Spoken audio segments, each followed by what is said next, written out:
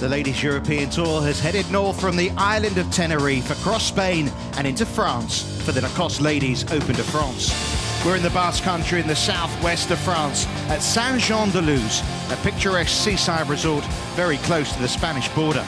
In the heart of town, Golf Chantaco is an old-fashioned tree-lined French course founded in 1928, hosting this event for the third year in a row and attracting a limited field of just 78 players. Designed by Harry Colt, it's a par 70 measuring 6,100 yards. A year ago, fresh from helping Europe to Solheim Cup glory, Arthur Munoz claimed the title, and a well-known golfing figure is predicting more silverware. Sara Munoz, obviously, I think she has a great chance to do well here this week, but it's just nice to be part of it, to see women play. I've played, as you said, with Carlota, many times with Tania, and I'm always impressed on how consistent the women play golf, and it's something to keep an eye on. And on day one, the aforementioned Carlota Ciganda showed those Spanish hands to chip in at 18 for an opening 66. But it was another Spaniard, Maria Hernandez, who put her LPGA Tour struggles behind her to lead the way with a wonderful round of 65.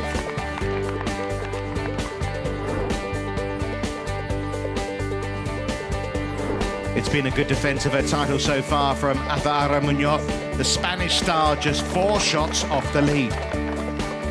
A brilliant finish from Charlie Hull on day 2 catapulted the 18-year-old into contention, playing the last 6 holes in 5 under par. But it was still Hernandez they had to catch, a second day 67 as the Spaniard peppered the pins to lead by 1. Italian Open champion Florentina Parker, Solheim Cup winner Carlota Ciganda tied for second at 7 under, along with 16-year-old amateur Albain Valenzuela, who's playing in only her first pro event. Isabel Bueno leading the local challenge in a top 10 that includes 3 teenagers.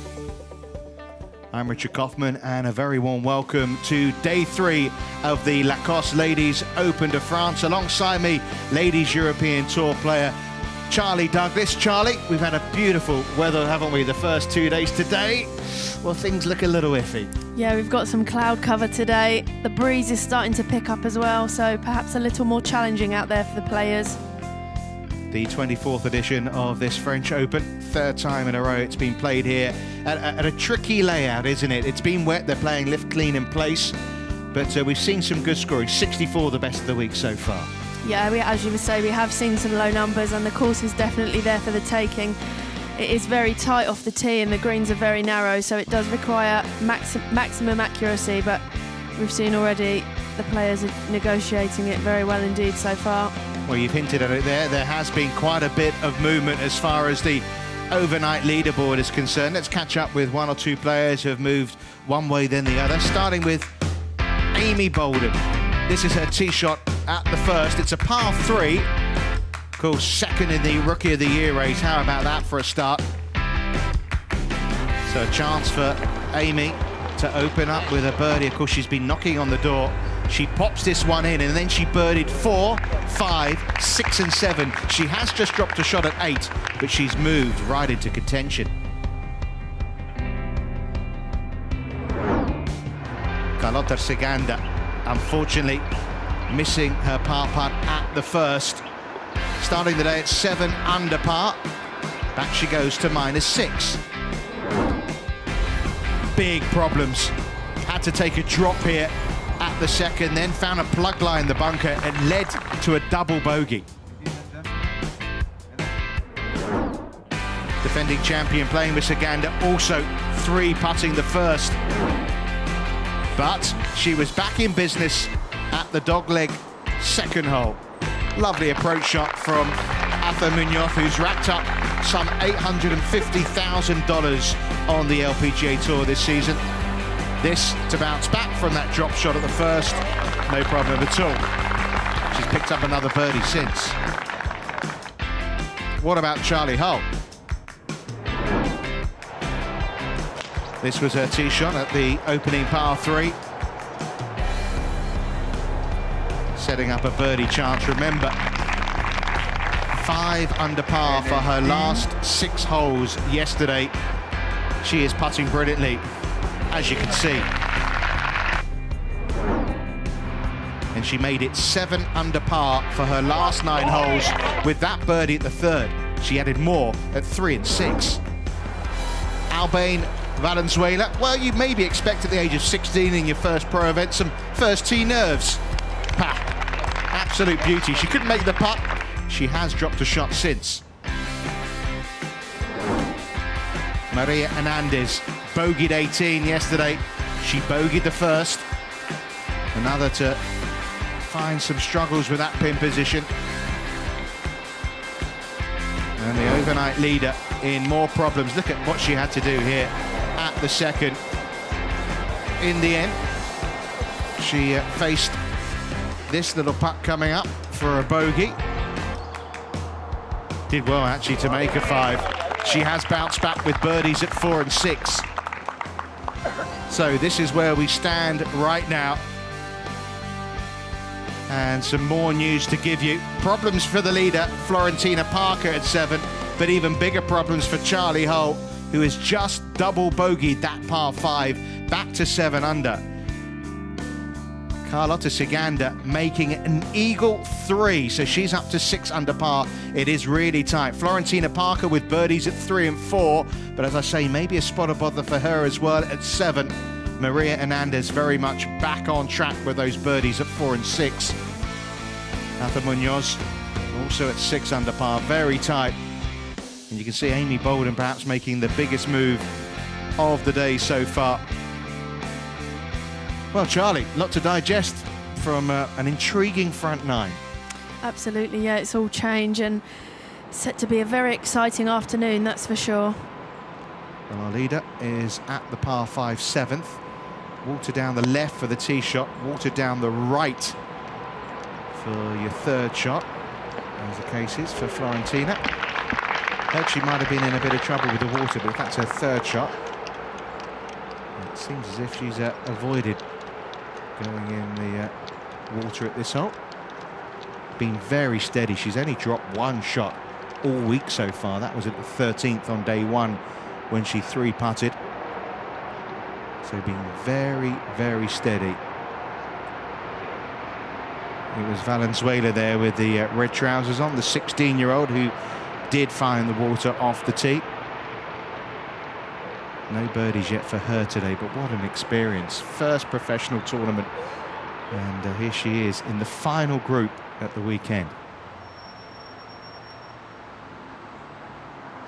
Almost a bit of a surprise to see Charlie Hull take a couple of steps back. Yeah, definitely. Especially with that finish yesterday and, as you mentioned, the start today as well. I definitely don't think it will be the last we see of her today, though. Well, she's found the trap at 8. And how about Amy Bolden, who's up here in a good position to attack a very central pin position here at the par 4 10th. Yeah, we've seen it so many times already this season. Amy just seems to love the weekend, especially those early holes. Yeah, she's about €10,000 behind Sally Watson as far as the Rookie of the Year is concerned. And when you consider she didn't start the season with any status on the Ladies European Tour, it's been incredible.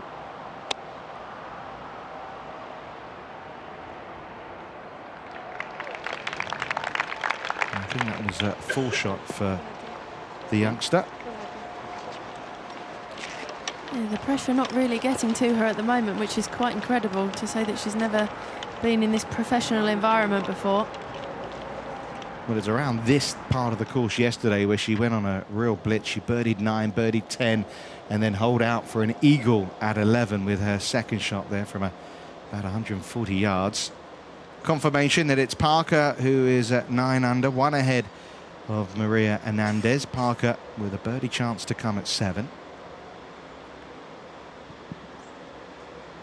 But that's where her closest challenger has found here off the tee at this par 5. They're thinking maybe tomorrow they might push the tee forward on this hole.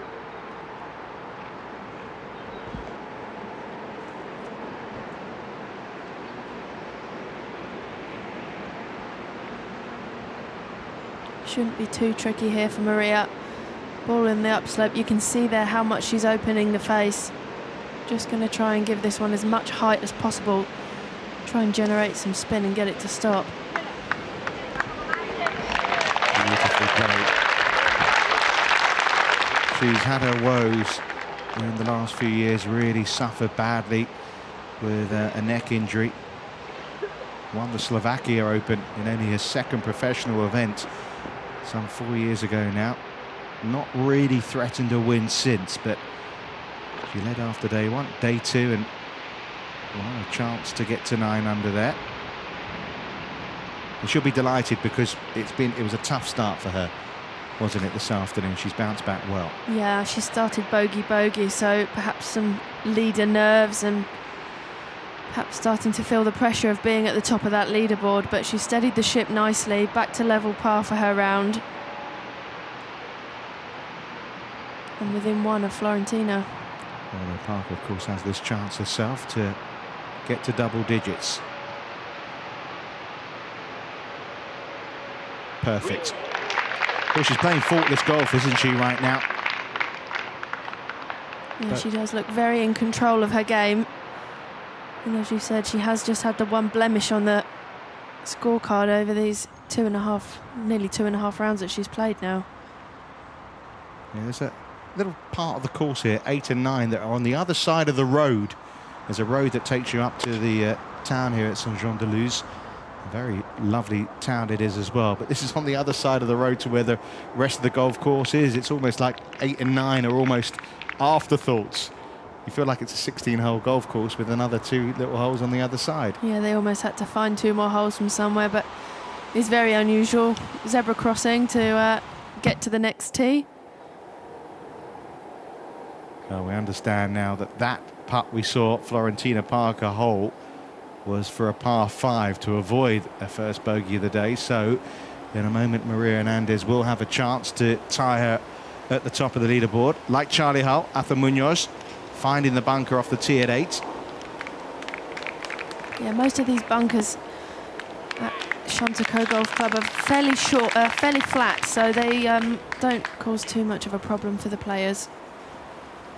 I haven't got to negotiate any high lips.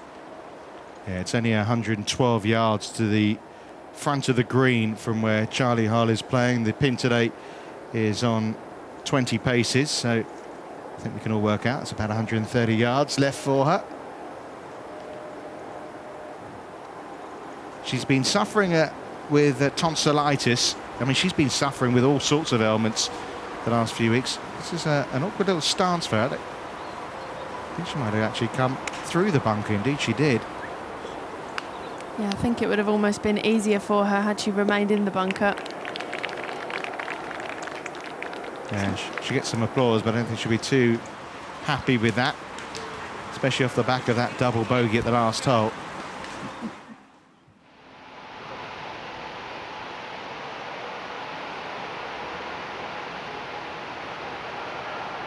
You can see the leaves moving. We've had perfect weather.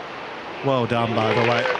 We've had perfect weather, haven't we, the first 2 days. Today, the breeze has got up. Cloud cover has come. We have had some forecast of predicted thunderstorms. Fingers crossed we avoid them. Can she get another one? Every putt she hits just looks like it's going to drop. And we should remember as well with Amy Bolden, she didn't know she was in this tournament until Sunday night. So she didn't actually play a practice round here because the first flight out she could get was on Tuesday. She just walked a few holes on Wednesday and teed it up for the first time, of course, as a rookie. Hasn't played here before. I think she's done pretty well. Yeah, she has indeed. I mean, sometimes it can help that you've not seen the course, you don't know where the trouble is, and you just tee it up and you look at the fairway. It's great to see youngsters out and about here. In fact, we'll come to that story in a moment because this is Hernandez to join Parker at 9 under.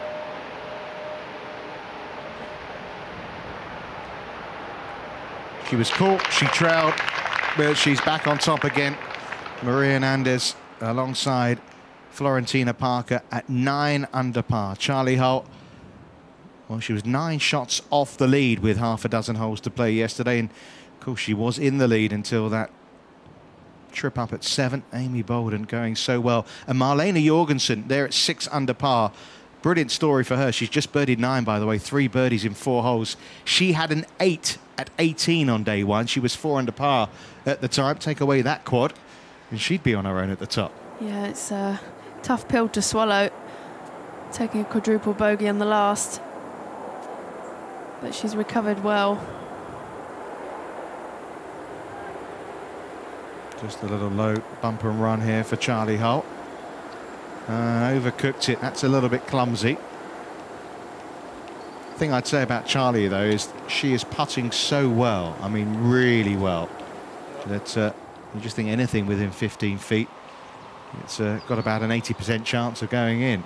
Yeah, it's almost like that old Tiger effect that we used to have. You know, any time he was inside 10 feet, you could almost go and make a cup of tea because you knew he was going to hole it. Oh, I could do with one of those. Put the kettle on, Charlie.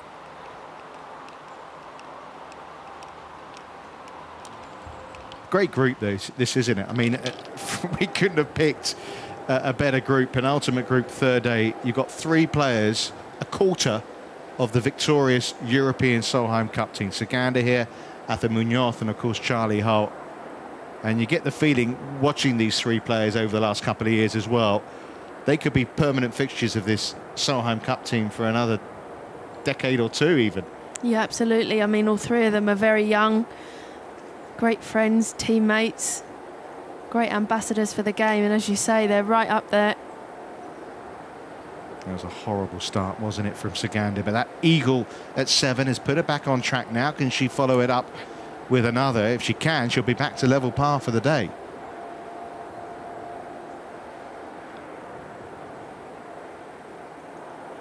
Just not going to stay up.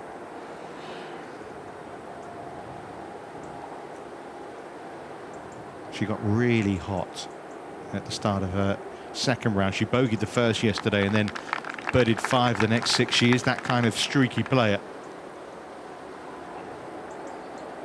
And if you watched the Solheim Cup last year, you saw she was struggling there. Didn't stop her from winning. Back on the tee, Hernandez.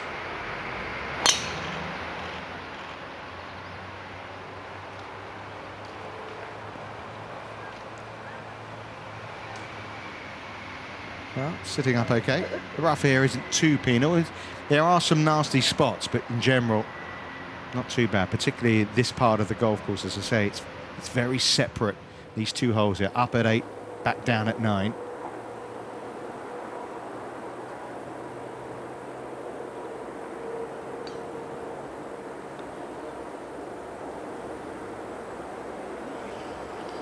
That one looked like it was going to drop. I think she thought it was going to as well. Yeah, hasn't won since she won here at Golf Chantaco last year. Closed out with a 65, 14 under par, the winning total. Looking to become the first player here to win back-to-back titles since Veronica Zorzi, and she won 2005-06. Yeah, about 5 weeks ago, Charlie changed her putting style. She's gone to left below right. And her dad was telling me yesterday, since she's done that, in the last 3 weeks, she's only had 1 3-putt. That's quite astonishing, isn't it? And she's had a lot of single putts. And here's another. This one, obviously, to save par. She could do with it, given what happened at the last hole.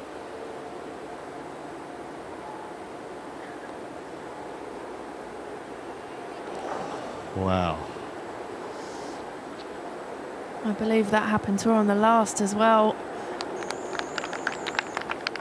Well, things not going Charlie Hull's way suddenly, and all the good work in the opening 6 holes here and the last 6 holes yesterday are starting to be undone a little. She won't panic.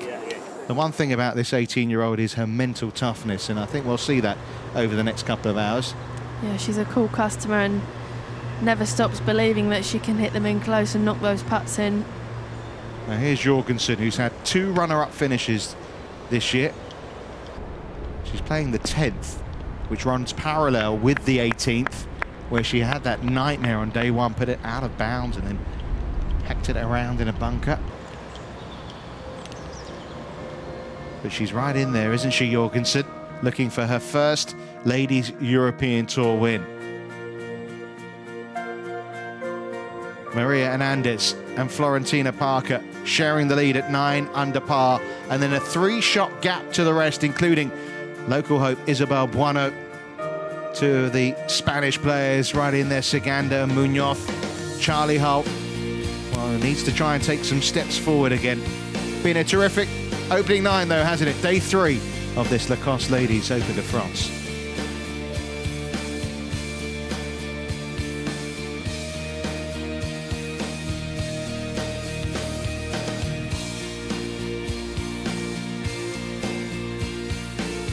Birdies at 6 and 8 for Felicity Johnson. Gets her into that top 10. Like Munoz and like Saganda, like Hernandez, has spent the majority of this year playing in America on the LPGA Tour. Been a really good day for Noora Tamanin. She's made a really good move. Just stuttered a little bit on the back 9, but went out in 31. Linnea Blomqvist had some struggles this year. 1 under each of the first 2 days and 1 under today as well for the Finn.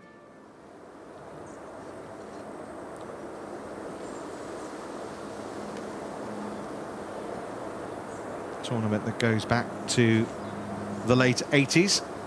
1987 was the first year of the French Open.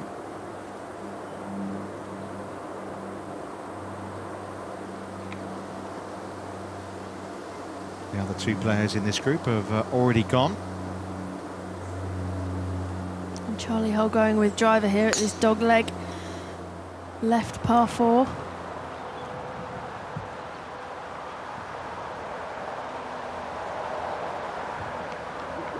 And there it is, down the left-hand side.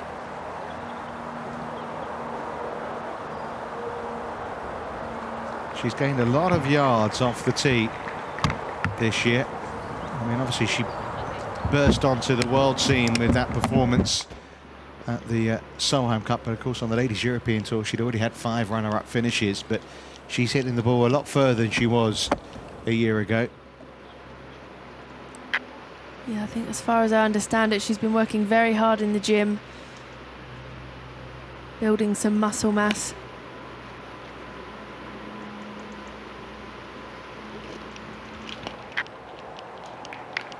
It's another good iron shot from the young amateur. Yeah, she played in the World Team Amateur Championships, which is the big amateur event in Japan a month ago. And she said she played the practice round with Charlie Hull. Her hero, one of her heroes, is Atha Munoz, who of course is in the group behind.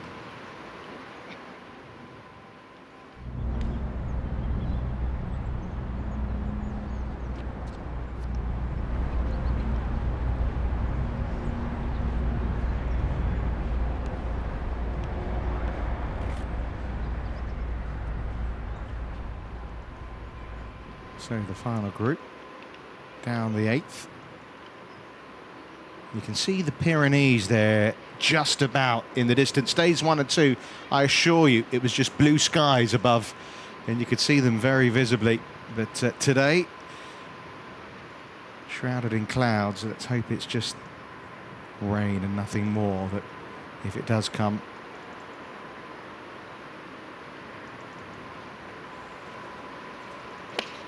very much part of a pre-shot routine. Goes back as if she's going to hit it, then comes back. And this is what she was doing the first 2 days. Everything aim right at the flag. Yeah, she's just going straight at everything there.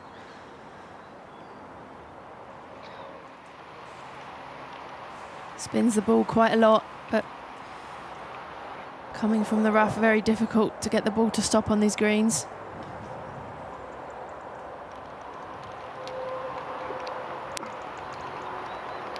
Whereas Parker's sat down pretty much straight away, didn't it?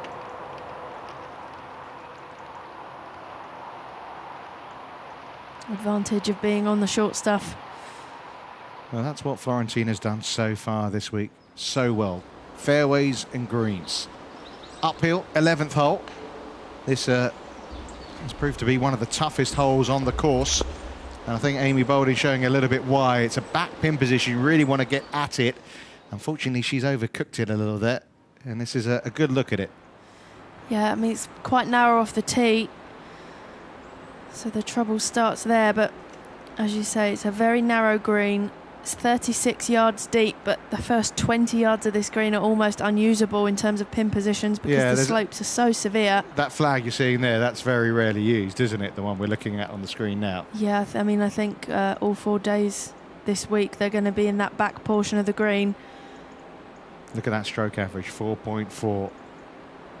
That's today, and as I say, it's been playing one of the hardest holes on the course all week. It was the hardest on day 2. Yeah, I think with these greens being so receptive as well, you know, the players, I've heard many stories around the clubhouse, the players are pitching it on that back portion of the green and actually spinning the whole way off, so very difficult, but Amy Bolden's overcooked this one and gone long. And now she's got to contend with more fringe grass or rough than she has green to work with, and of course it's going to be downhill.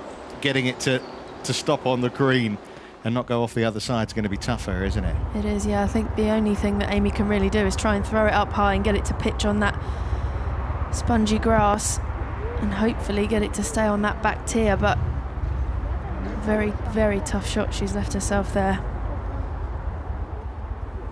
Just off the fairway here, Atha. Maybe a little fortunate she didn't kick even further right and into those trees. As it is, she's a little bit impeded in her backswing, but at least she's got a shot. She's got to be careful when she does those practices, she doesn't knock anything off those trees. Yeah, should she clip anything in these rehearsals, she could be deemed to be improving her line of play, and that's a penalty shot, so being very careful to avoid that. That looked a pretty good connection. Yeah, excellent shot.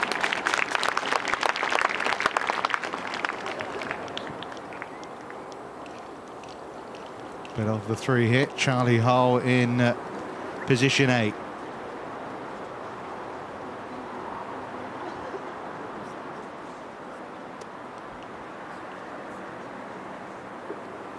Caddy there, Gary Wildman alongside. You can see that white dot. Do you want to tell us, Charlie, what that means she has left? Well, that actually means that she's hit it over 280 yards off the tee. Told you she was hitting a long way now. Yeah, she certainly is.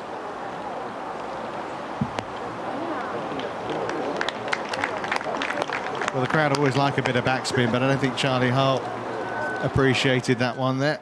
Yeah, I think backspin's only good when you hit it over the pin.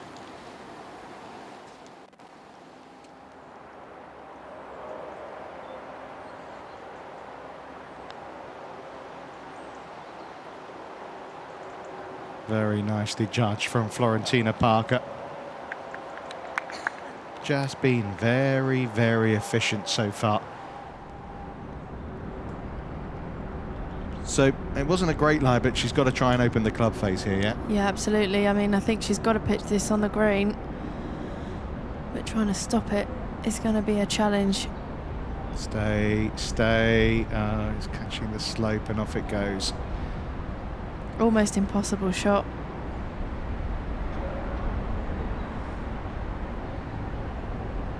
Well, wow. Unfortunately, a little bit predictable, wasn't it, really?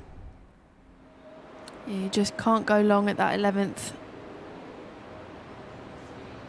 Well, she's had a wonderful season. She keeps putting herself into contention. It's a rookie year. It's a learning year for her.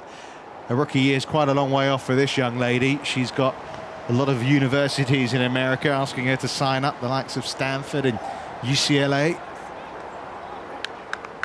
Yeah, it's no surprising. She's treated us to some spectacular golf this week. It was great chatting to her yesterday. She was, as you would expect, an excited young lady, you know, so enthusiastic, and so she should be. Yeah, that's the main thing, you know, you put yourself in this situation, she has to enjoy it. And we've seen her smiling constantly these last few days, so definitely great to see. Well, Maria Hernandez, experienced player now, playing on the LPGA Tour, but she hasn't had a top 30 all season. So this is really unknown territory for her in a way this season. Yeah, perhaps a change of environment this week has helped her. New faces. Yeah, I think she likes being in this area as well, but she lives an hour and 15 minutes from her, so, you know, a lot of family have come and watched her. She said in the build-up to this week that Chantaco, the name of this golf course, is her best favourite event of the year. So obviously she feels very comfortable here. Saganda as well doesn't live too far away, does she? No, I know Carlotta's got lots of family and friends watching this week. We're very close to the Spanish border, about 15-minute drive, that's all we are.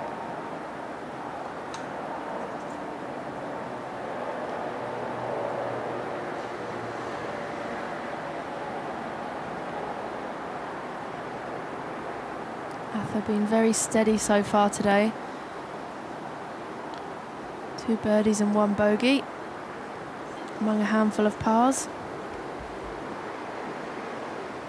Yeah, she had a, well, by her standards, a fairly ordinary day. Then she finished it all off with a couple of birdies, put herself right in position.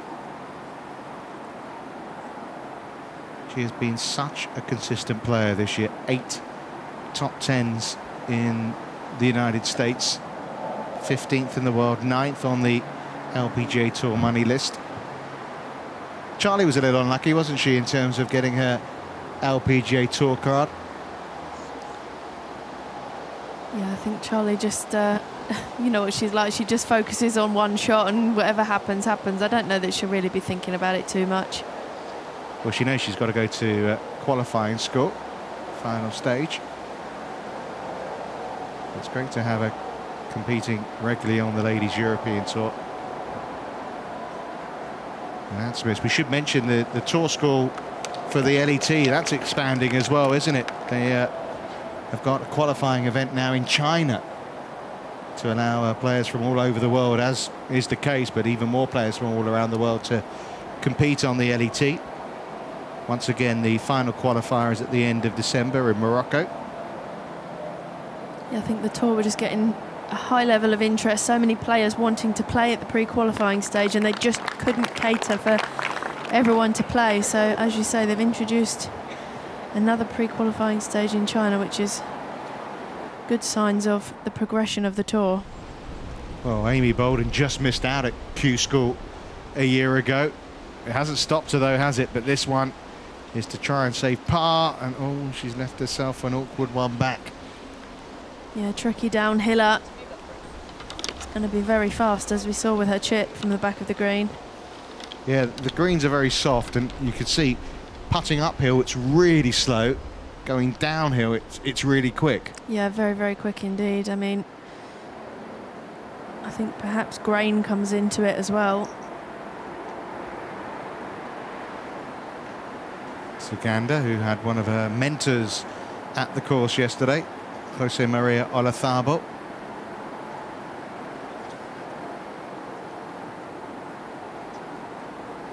And she's had a lot of help from some of the big-name Spanish players. Sergio invited her to go to the Masters last year. She saw how Sergio got to prepare for a major. That's not a bad invite, is it? No, fantastic.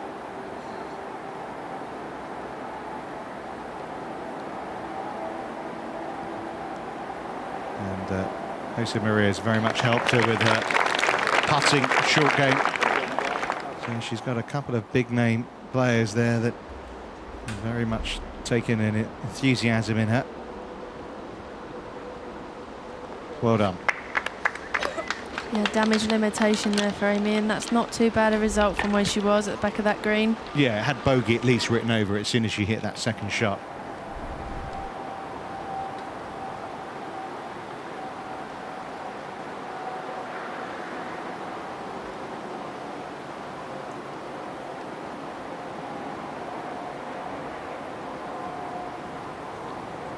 Atha just looking to tidy up here for her par. Yeah, all these short putts given a lot of attention. You probably saw on the first, she missed a putt this length that led to that bogey start.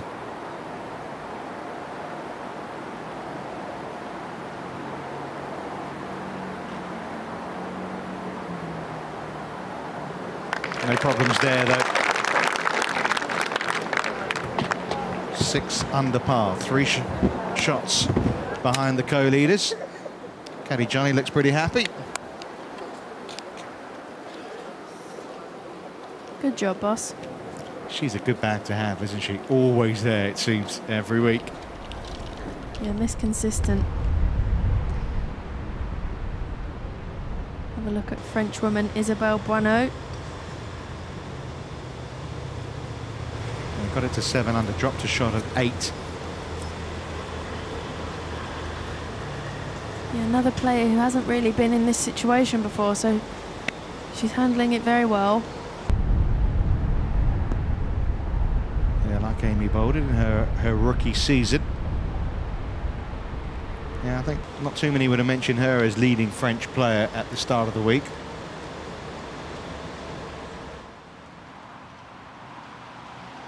Now, what can young Albain do here?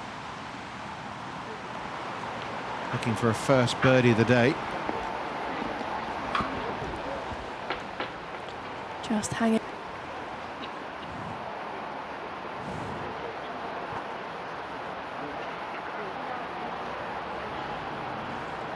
Yeah, she's got a fairly mixed background, I think it's fair to say, Albain.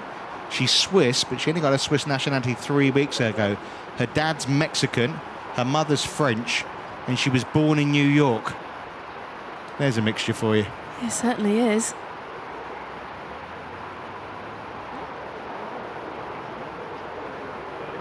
Florentina Parker, not quite as much mixture, but she does live in Germany, and she's English. Member at Royal Birkdale.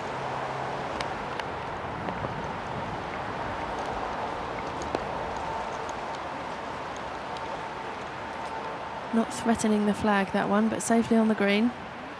And Maria Hernandez, well, she's from Pamplona in Spain, where they're very famous for the running with the balls. And I was asking Maria yesterday, has she ever done that, you know, running with the balls? And she says she hasn't done the proper one, but she's done the mini one with the little balls. So I said, oh, it's little balls. That's not dangerous then, is it? She goes, yeah, no, it is dangerous. You can get killed. She goes, she went with her dad when she was a young girl. Her mum didn't know she was doing it. She said she spent half the time hiding behind her father. I said, I don't blame you. No, I think I'd have been doing exactly the same. Perhaps even questioning my dad's sanity. Yeah. Don't think her mum would have been happy when they got home. Yeah, that's definitely a spectator sport, running with balls.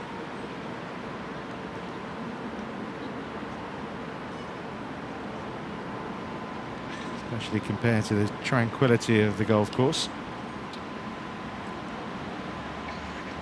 As we mentioned earlier, the players are on lift, clean and place this week. I believe they're actually allowed 1 club length, which is very unusual. Yeah, because the course is so wet, there's a lot of divots being taken, isn't there? A lot of big divots. Yeah, it's just to ensure that the players get a fair lie if they've hit the fairway.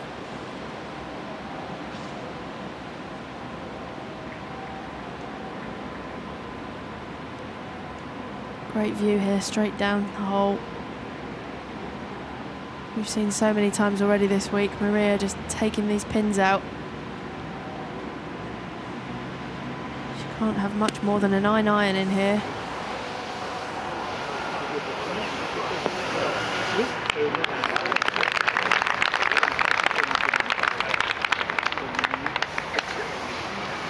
Another fabulous shot.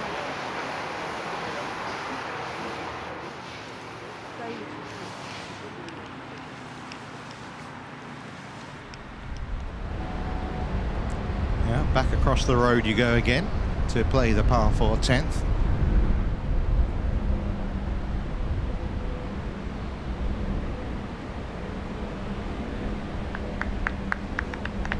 Good judgment of pace from Buono.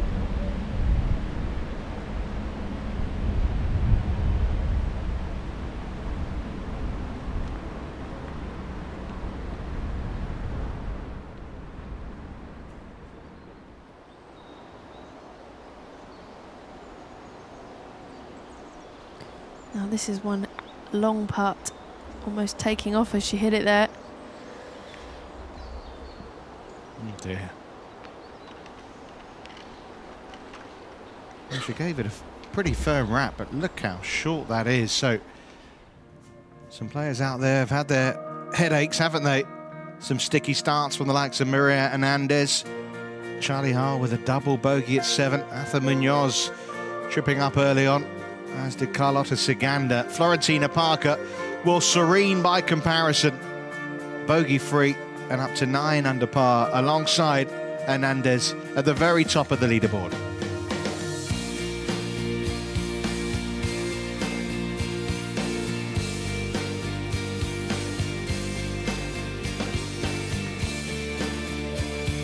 Well, Alve in Venezuela, nothing really much has happened for her today, but she's still sticking around, isn't she? That's great to see. What an experience for her.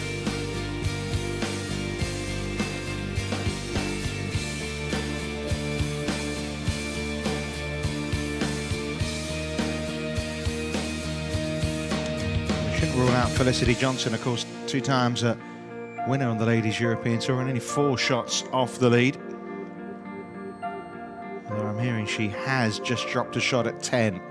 So Johnson back at 4 under.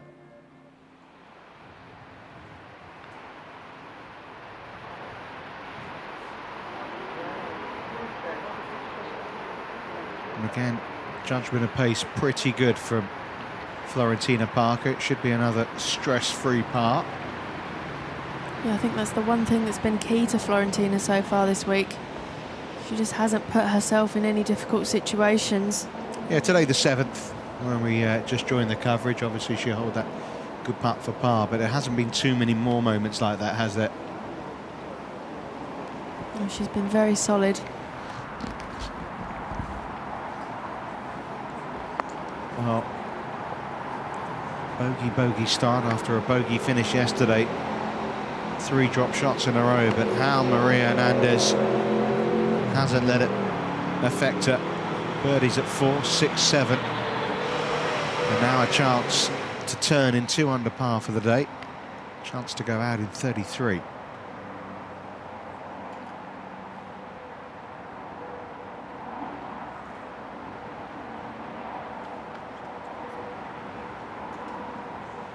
Yeah, we do these features. Maybe you should do one with Maria running with the balls. What do you think?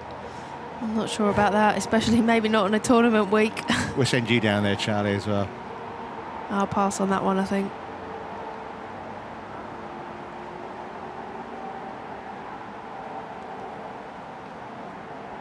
This would be some turnaround following her bogey start.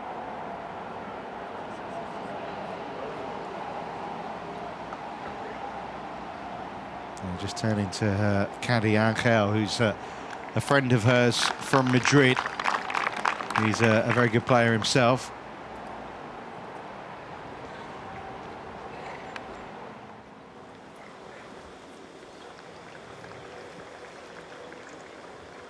Well, Charlie Holt in the middle of a little bit of a sticky patch right now, but well, unfortunate, just because she wasn't coming from the fairway, couldn't get it to grip. But again, another big drive from her there at hole number 10. Yeah, that's some 270 yards.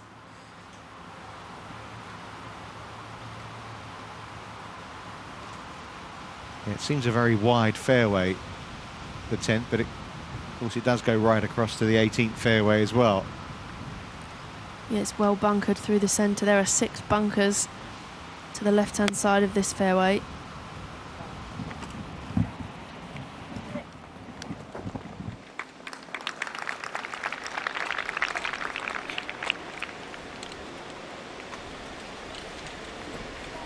Perhaps the wind drying these greens out slightly.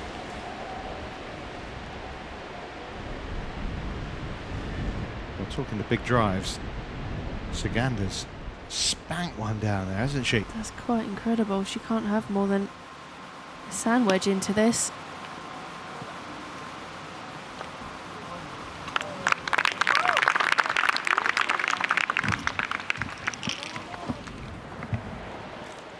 To be about 300 yards she's hit that one.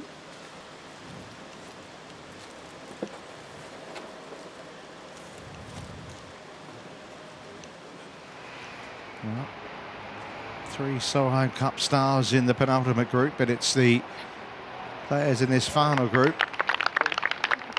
who have the edge. Florentina Parker and Maria Hernandez head to the back 9. 3 shots clear of the field. Jorgensen, we saw that first putt just not get there. I don't think that's going to get there either. They're perhaps frightened of the one coming back down the hill, as we see. Hopefully this one should just be a formality for her.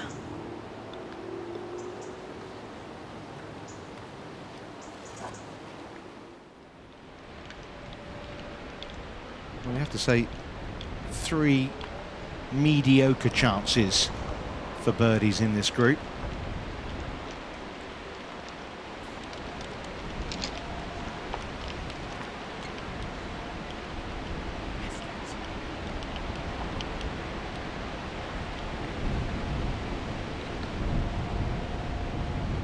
It's going to be Charlie to go first. 3rd on the ISP hander. Ladies European Tour Order of Merit. Win 4 top 10s for her. Not for her, of course, but for the player just about to play.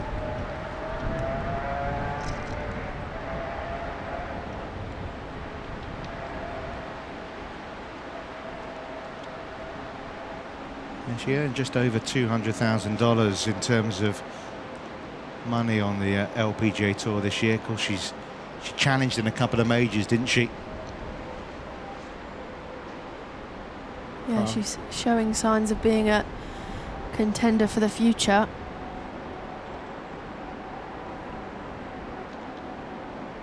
I don't think there's doubt in anyone's minds that she will be lifting major trophies in her career. Had a very good look, didn't it? Yeah, of course, she missed out on 2 of the majors. Didn't play at the Wegmans. Didn't get in at the US Open either. But I know all these girls, Charlie, I was chatting with Atha a couple of days ago. They were just so enthralled by the Ryder Cup. Not a lot of girls did as much practice as they should have been doing last week.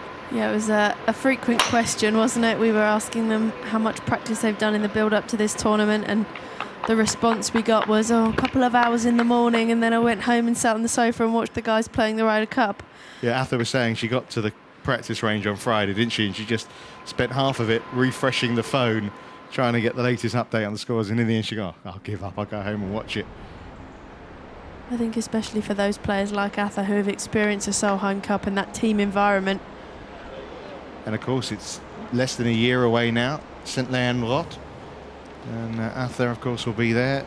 And one would assume Carlotta and Charlie too, to try and defend the crown they won in Colorado a year ago. First look at Felicity Johnson. Yeah, going along steadily today. Level par for her round. That's a great shot into the 11th there.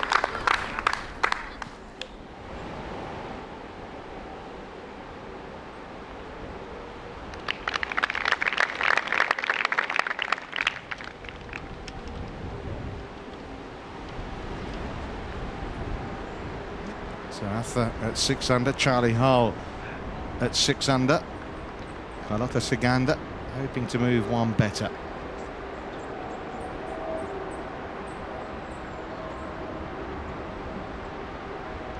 And this would get her back to level par for her round following that really shaky start.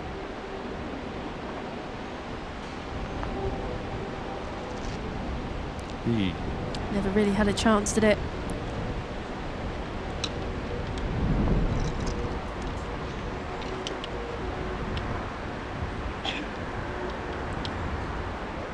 Now, of course, she may well qualify for the Solheim Cup, but if she didn't, she has to be a pick, doesn't she, Carlotta? I mean, 3-0, she didn't lose a match at the Solheim Cup, and I don't know if you saw any of her play at the International Crown. Beat Na Yeon Choi 8-6, Spain winning that tournament. Yeah, it was definitely a convincing performance. I think she's perhaps the Ian Poulter of the Solheim Cup team. Yeah. She gets the job done, doesn't she? Whichever way it is. She wasn't at her best in Colorado. She got the job done. She certainly was at her best at the International Crown, and she absolutely demolished one of the best players in the world. As, of course, this young lady did when she beat Paula Creamer. I still love watching that back, you know, the conclusion to that match when she asks Paula for the signed ball. I just think that's fantastic. It was.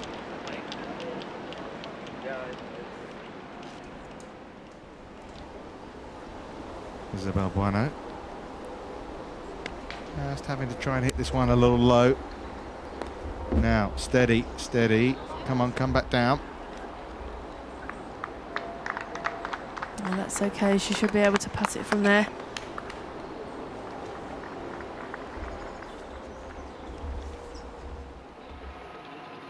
Well, she didn't have a caddy, did she, the first 2 days? And she has a bag man now, doesn't she? Mark, who is the usual caddy for Holly Clyburn. Holly, of course, not playing this week. Went to America, and well, I think the least said about her experience there, the better, really. Yeah, very tricky one, but Holly handled herself very well. Thank you. Yeah, Holly, unfortunately, disqualified at Q School in America.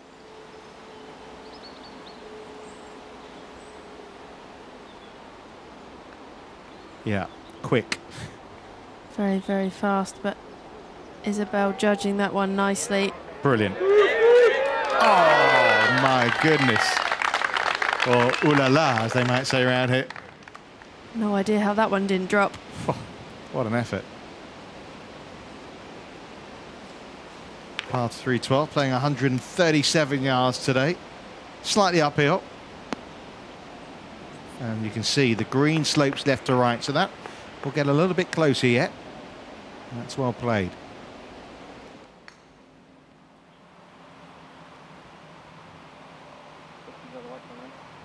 That's Albane's coach, who is caddying for her, lining her up there.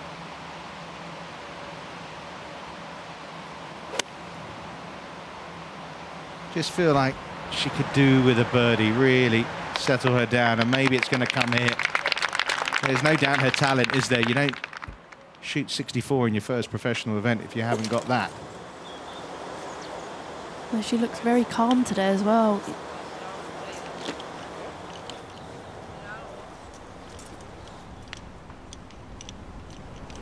Amy needing to get her round back on track. That could be just the ticket. Yeah, some scoreable holes in there. 15, a reachable par 5 as well. Yeah, there are chances around this golf course, but you do have to find the fairway off the tee, otherwise it's very, very tricky. It's a very fair test.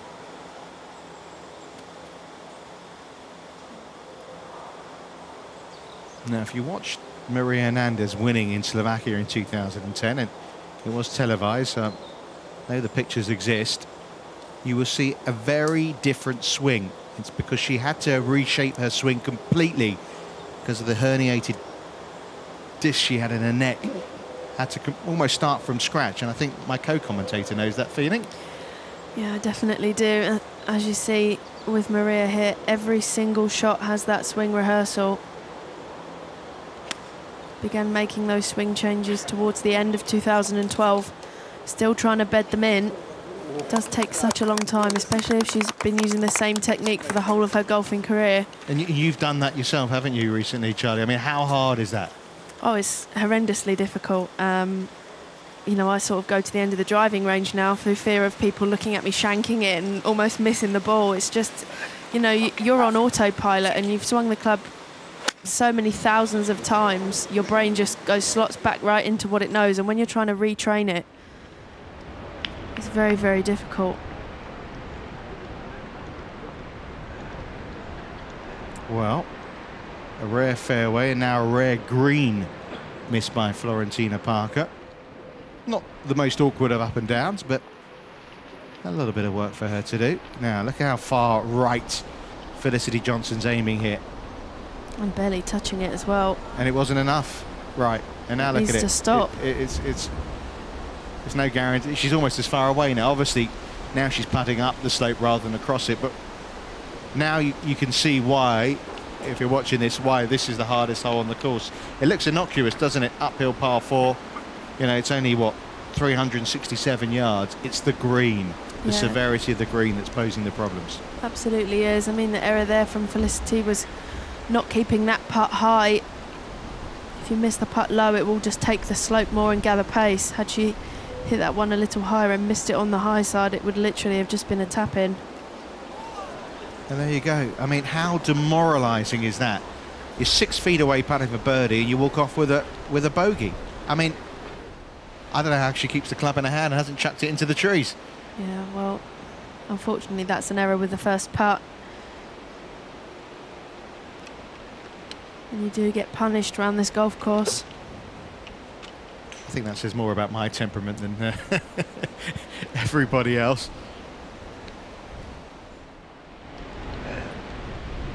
Be interesting to see how Florrie opts to play this one, whether she chips it or puts it up the slope.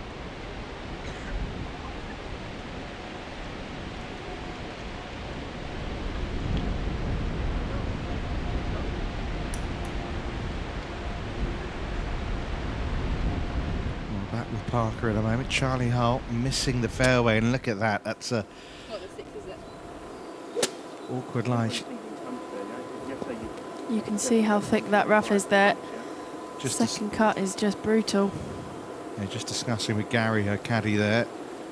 She said it's not the 6, is it? But and now they are going for the 6. I mean, I think she would have probably swapped from 7 to 6. The only danger here is, obviously, with that 7-iron, she would have had a little bit more loft, which would have helped her out of this really difficult lie. Really tough hole. We've seen the green, but this is kind of the kind of shot that brings Charlie Hull to life. She loves a test. Oh, that's unfortunate. It didn't kick on.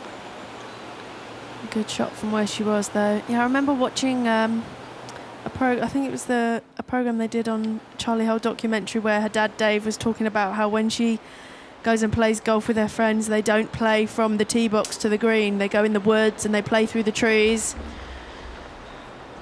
Because he was saying anyone can play from the tee, but it's how you recover from the trouble that's the sign of a good player. So that's what she does with her friends in practice, which I think is a great tip for any young players out there.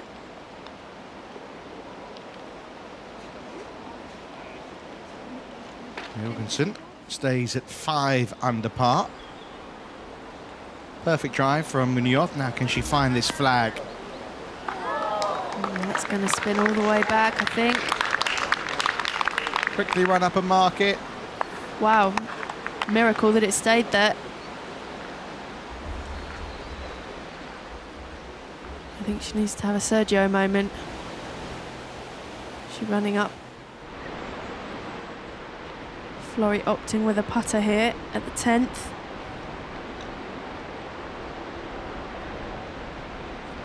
Not bad.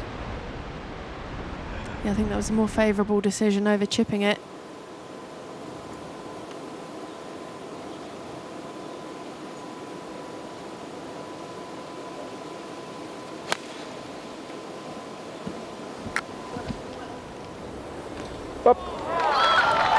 Well, it was a brilliant shot, but it's not going to look brilliant now, is it? No, and that's why this green is so punishing, and as we saw earlier on, has such a high scoring average. It's a little unfair, isn't it? And we saw Felicity Johnson, we just see that. It's a little unfair.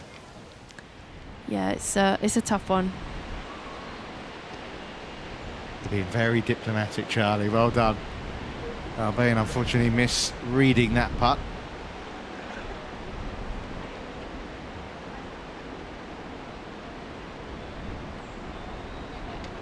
Just trying to establish if she can finish without treading on her playing partner's line. Listen, I think it's a lovely little quirky golf course. It's got great history. Founded in 1928. Brilliant. Another birdie. She's had a lot of them today. Amy Bolden. Number 6 of the day at 13. What do you think of the cap? I think she pulls it off, actually. I spoke to her yesterday. She was a bit worried about wearing it again. I think Charlie Hull was taking the mickey out of her a little bit. Hernandez unlucky there. That looked a good putt. Going for the more traditional peak cap is Maria. What they call the cap? That a snapback. The snapback, is it? That's what you call it. Well, there you go. Eventually, you felt Florentina Parker couldn't be the only one to go bogey-free 2 days in a row. She has just dropped a shot, but it means Maria Hernandez now leads on her own.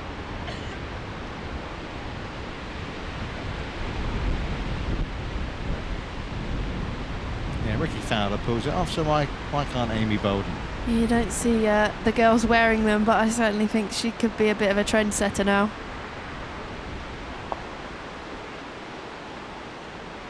Yeah, this golf course very much attached to the Lacoste family. The first owner, his daughter married René Lacoste, who of course was one of the famous French tennis players in between the wars, and of course the creator of the sponsor of this event. The likes of Charlie Chaplin have played this golf course. You've done your research, Richard. Are you surprised? Not at all.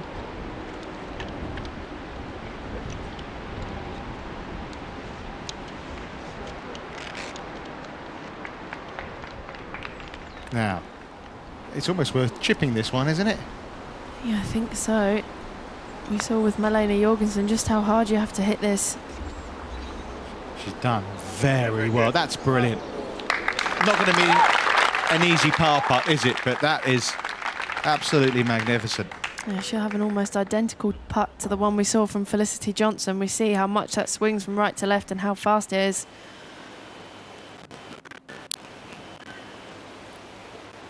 I mean, you tell us from a player's point of view, you know how slow the putt is, but still, how hard is it actually to give it as much oomph as you need?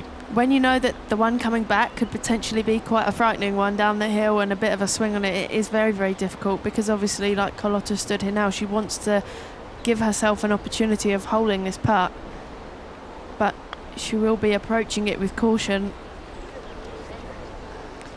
There you go. I think she'd be more than happy with that, rather than that behind the hole. Yeah, the 11th, by the way, this is the hole where our young 16-year-old hold her second shot. I mean, you won't see many eagle tees, you won't see many birdies here. You get a par at 11, you walk off happy bunny. Yeah, I think even when you stood on the tee, you just know 4 is great. If I get a 3, that's even better, but 4, I will accept a 4 and just get me to the next hole. Buono's putt trying to get down the slope at 12. You can see Clara Spilkova, who she's playing with there. Another of the talented teens in the field. She's had a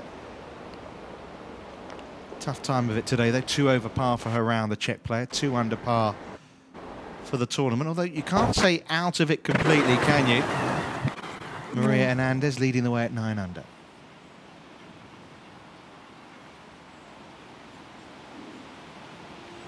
Needs to find the fairway here, as we've seen.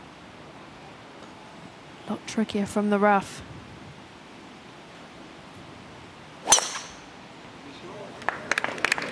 Well, that'll do it. I think that's just about going to split it, actually. Good camera work, that. Saw it. Absolutely terrific strike from Maria Hernandez. And you can see from the trees, I say, it's been picture perfect here, hasn't it, the first 2 days? Hardly any wind, clear blue, sunny skies, warm temperatures. Very different feel about things today. Yeah, I think lots of looks up to the sky at these clouds. Almost.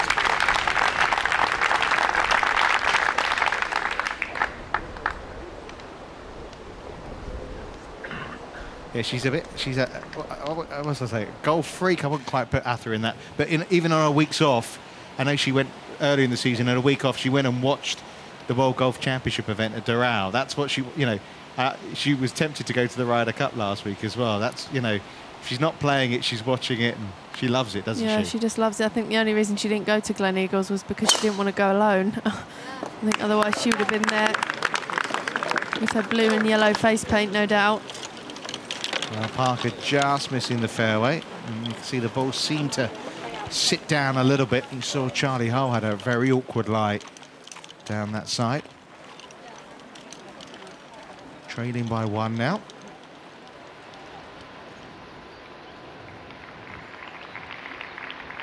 There's some lovely houses dotted around the golf course as well, isn't there?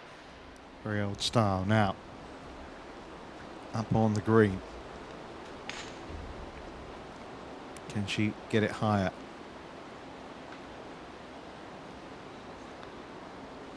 No. And now she is further away than she was with her par putt. Yeah, exactly the same error as Felicity Johnson. But it's so hard when you're faced with, what, 3.5, 4 feet to aim 2.5 to 3 feet wide of the hole. Yeah, but you almost need to, I mean, if you're looking at the hole like a clock face and 12 o'clock is the back of the hole, you almost need to look at point of entry as 3 o'clock. It needs to come in the side door to go right in the middle, really. Well, at one stage, Charlie Hull was flying 4 birdies in her first 6 holes, but 4 drop shots since then. Takes her back to where she started overnight at 5 under par and in that tie for 7th. Florentina Parker with her first drop shot of the day. At the 10th, slips back to 8 under, which means leader after day 1 and leader after day 2, Maria Hernandez, still atop at the Lacoste Ladies Open de France.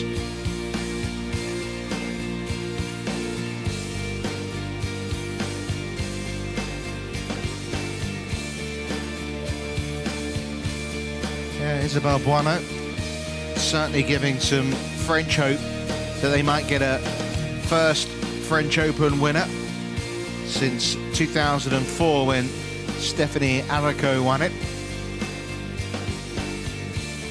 And Albane Venezuela, she might not have had a birdie today, but there she is sticking around. Christine Wolff, she's come to life, hasn't she, last month or so on the Ladies European Tour. There's Spilkova, I mentioned earlier. Good day today from Annelise Cordat, 66. Has got her inside the top 20. You can see another French player there. The number 2 French player in the world, Gladys Nocera, also under par now.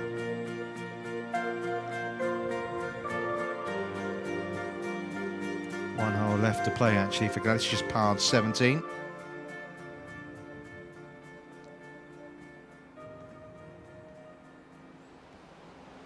Well, still a bit of work left in this one for Boineau.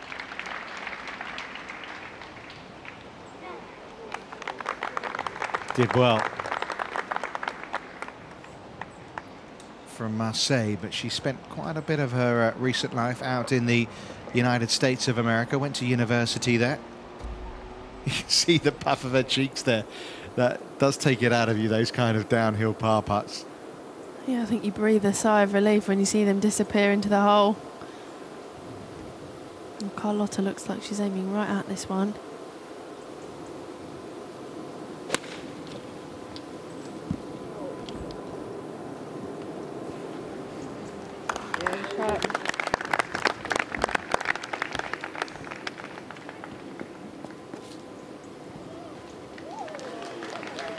Well, it's a lovely grouping, isn't it, for these 3 players? But of course, it's not a social outing. But Carlotta and Atha, of course, teammates when they won that international crown for Spain, along with Belen Motho, of course.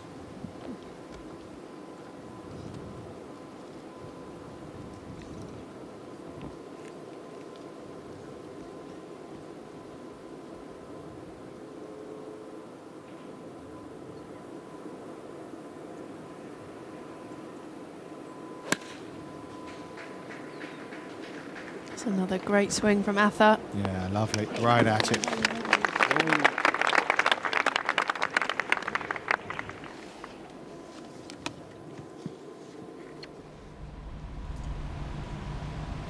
Well, yesterday at this hole, she put this one in the hole.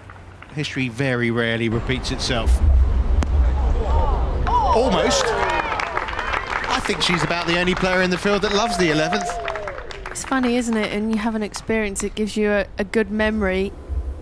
Let's go back and repeat that again. It's quite incredible. Okay.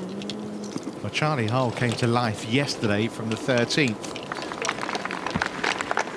I think we're... I mean, I know I'm surprised. I want to talk for you, but Charlie, when Charlie Hull, hit the front through the first half a dozen holes, given the way she was playing, we couldn't see her in this position now, chasing once again. No, I mean, she looked very much in control, didn't she? And she was right up there, peppering the pins, knocking the putts in. Just had a bit of a wobble through the middle of her round today. Yeah, short par 3, this kind of playing through the valley. It's 4 yards uphill, not even half a club. No, green sloping quite significantly left to right. It's a great view of it there, as you can see, and right is just a no-go area.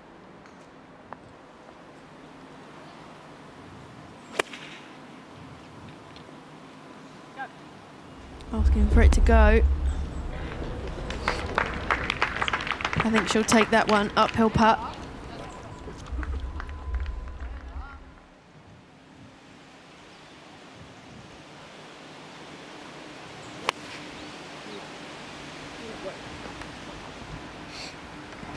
Spin. Now she does get quite a bit of spin on the ball. She was hoping for it there, but didn't happen for her. As we know, a very rapido putt coming down the slope.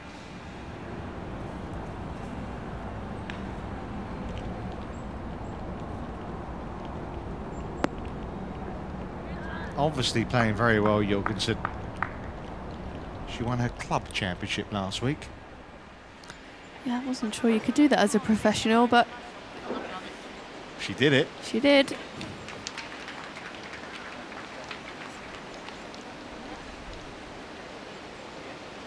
Sometimes you just need a little boost of confidence.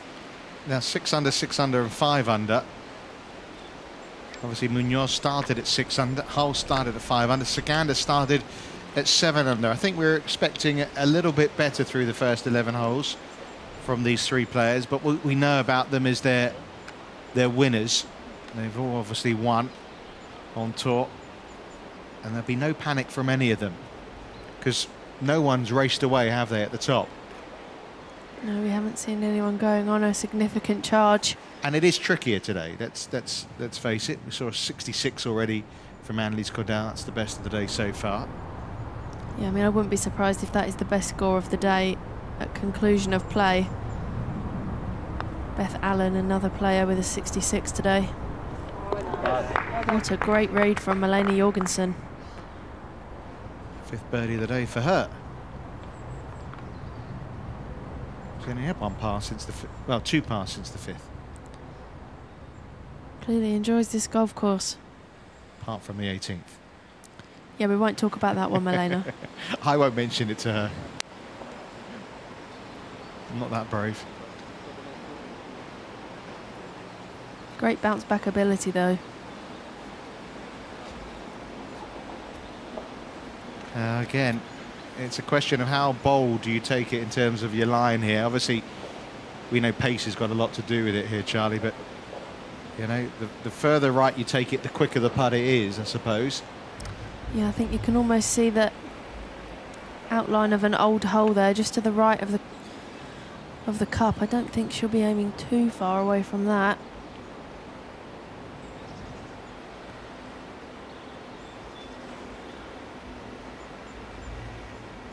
Very fast, as you can see from her practice strokes.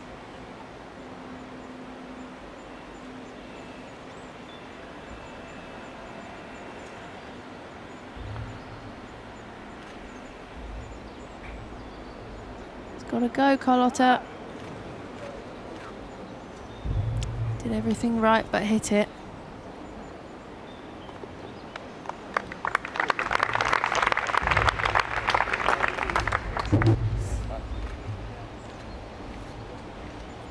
Well, no birdies today. She has had an eagle, though.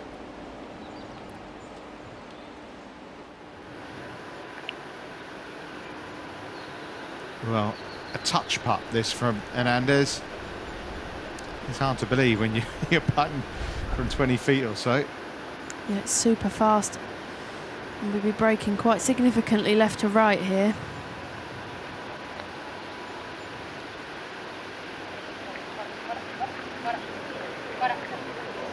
She's saying, para, stop, stop. She knows.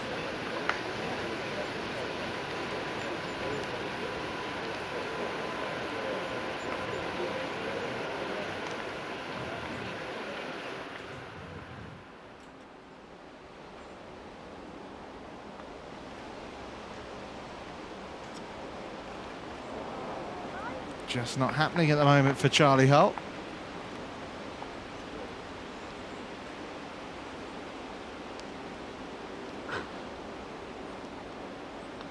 Well, she'll know this is where part of the course where she came to life yesterday.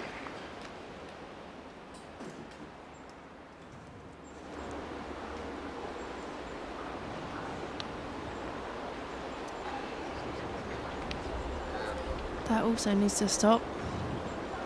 Yeah, backspin on a putt. You don't get that too often.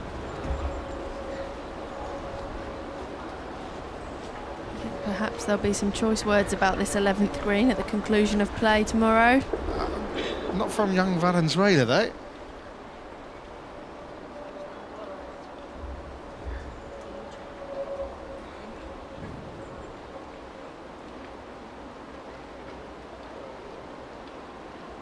Good looking putt from Munoz. Not to be, though.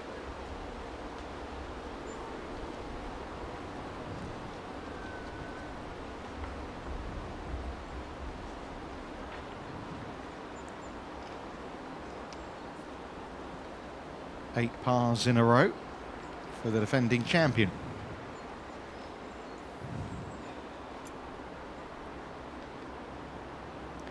Yeah, just needing something to drop.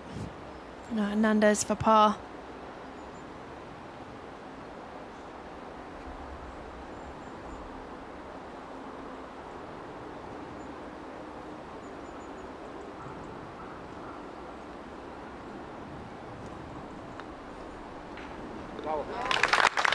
Very well hold.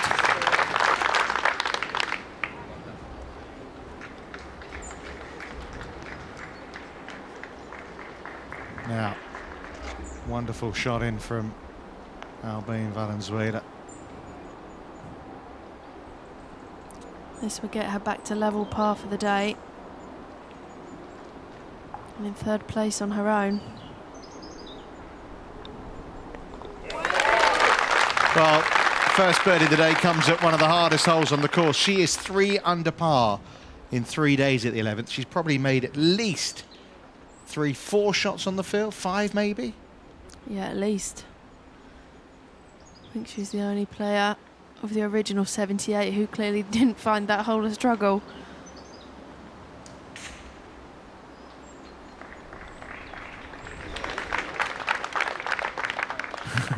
Parker smiling. She knows that was close to missing. Still, it's okay when it hits the bottom of the hole.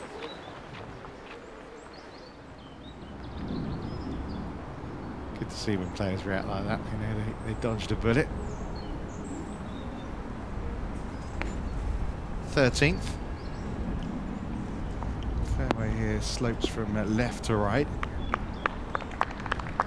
One of those you have a blind tee shot up the hill and then flattens out for the second shot. We saw Bueno hit back on the tee here. Siganda. And no driver for her.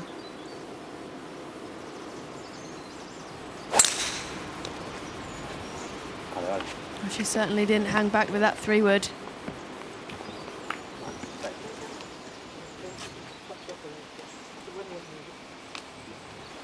Hello.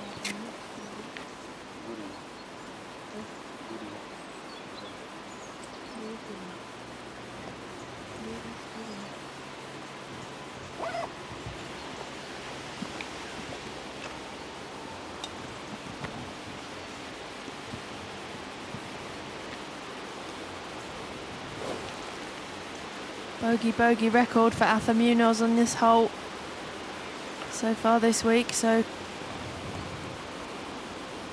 You can see like a V in the trees there, can't you? In the middle of the trees, that'll be the line for the players.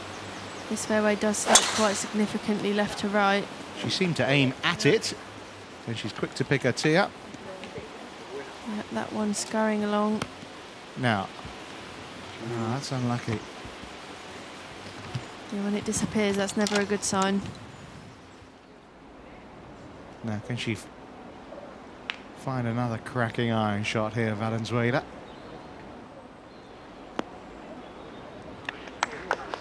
Is it going to get down there?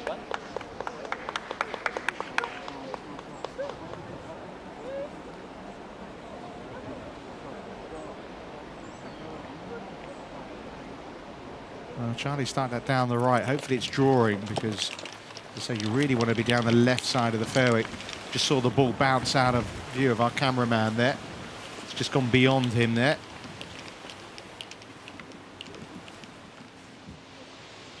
And again, I think there she is, sitting in the right rough. That's a good lie, though.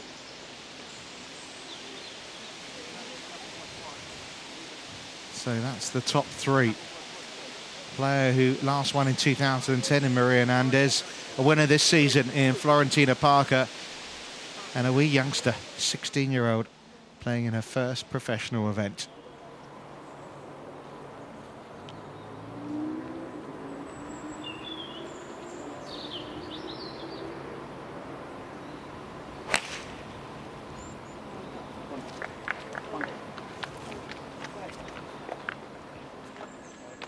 Perhaps a little bit too much club there for Maria. Yeah, not going to be an easy putt, that one, coming up for her.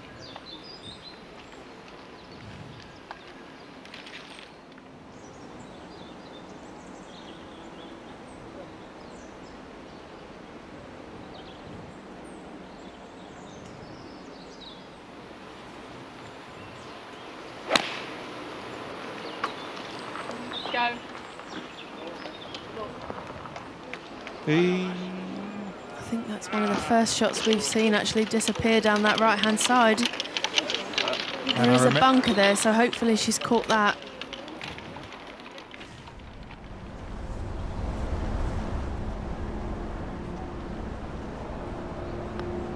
Uphill birdie putt for Buono. Yeah. It can make all the difference come the end of the week, these putts that just sliding past.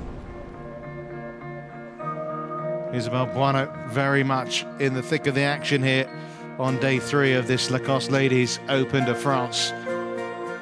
Maria Hernandez leading the way by 1 from Florentina Parker.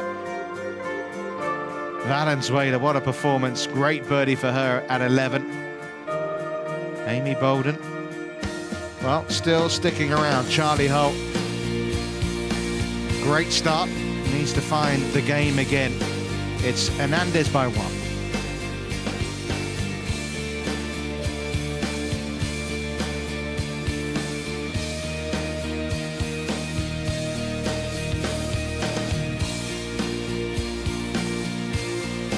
Laura Tammin in there, you can see at the bottom of your page, just birdied 17 to get to 3 under par for the day and the tournament. Felicity Johnson with bogeys at 10 and 11. Back at 3 under now. Good to see Sophie Gustafsson showing a little bit of form. Been a bit of a struggle for her recently, of course. Multiple Solheim Cup player. And as we mentioned, in Beth Allen and Lise Cordell there on that page, both in with rounds of 66. Beth Allen, one of the few players, I think, on the Ladies European Tour who didn't enjoy what she saw at the Ryder Cup in Gleneagles.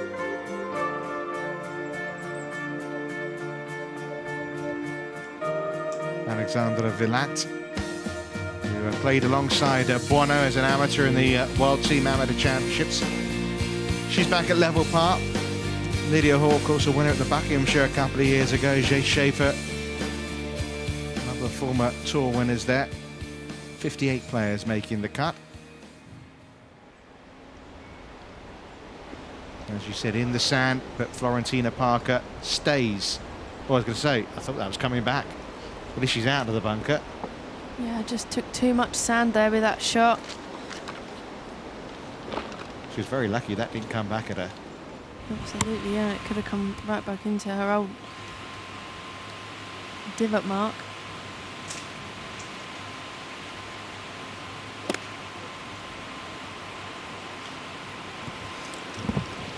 Staring it down.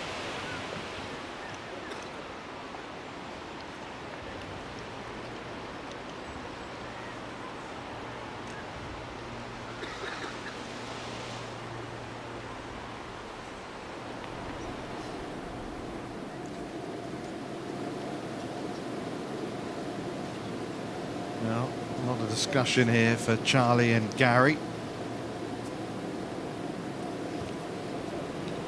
Started caddying for her at the Craft Nabisco. He's actually only been a caddy a few years. Yeah, I've known Gary a little while. He lives not far from me. I remember speaking to him when he was just starting out.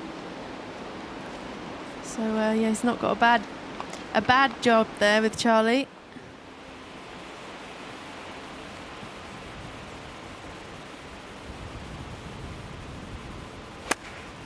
Not the greatest lie.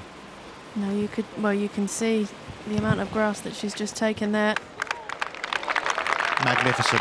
It's a fantastic result.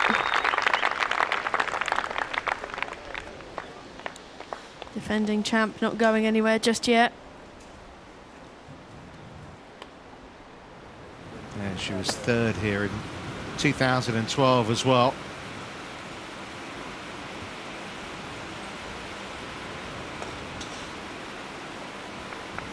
Charlie Hull 10th here last year.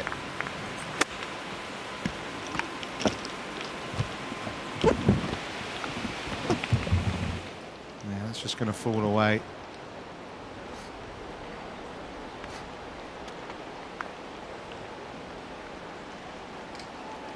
Yeah, was in contention, wasn't she, a couple of weeks ago at the Spanish Open in Tenerife. Had a poor start to her final round.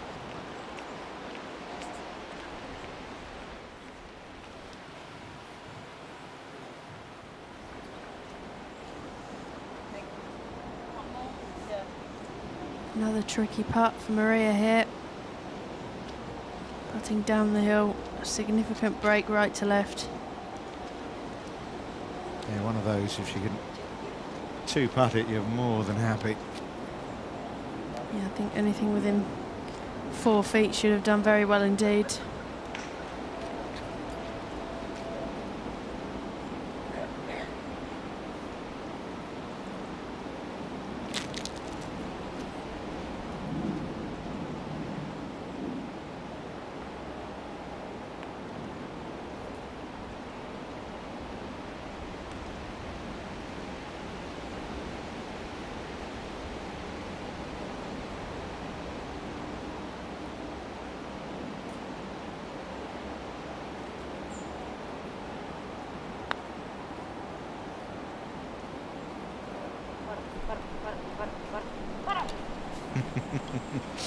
Ball not obeying. That's not a bad result.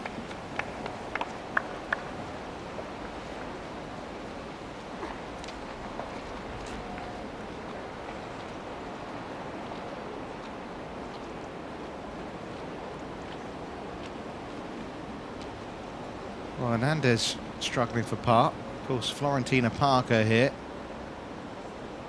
has already taken 3 shots, and well, if this one goes in, suddenly this young lady is going to be right there. Bit of meat left on that bone, though. Yeah, that one's not in just yet.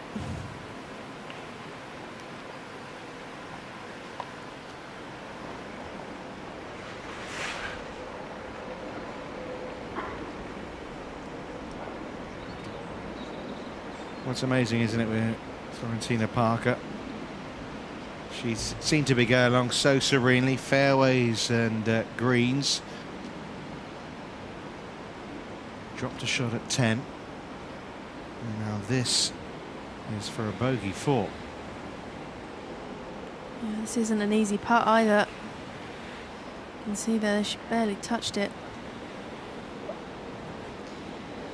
And that's a double bogey 5 for Florentina here at the 12th, and she drops back to that group of players on 6 under par.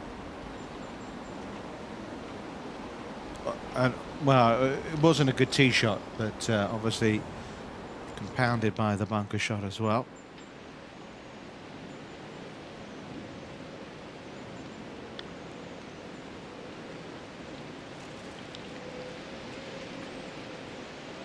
Well done. Great putt from Jorgensen.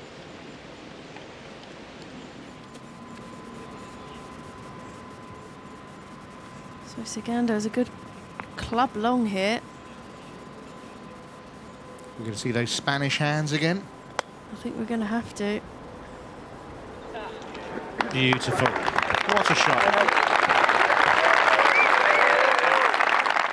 Really was classic. Imagination for you. A lot of players would have probably thrown that one up in the air. So that's what happens when you spend a bit of time around Jose Maria, Sergio and the rest of them. Yeah, they're not too shabby, are they, around the greens? Yeah.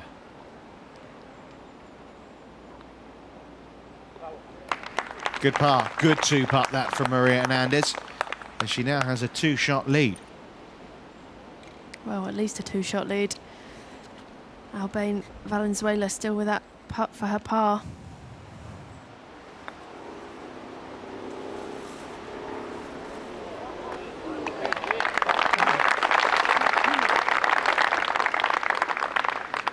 Great judgment of pace from Charlie Holt.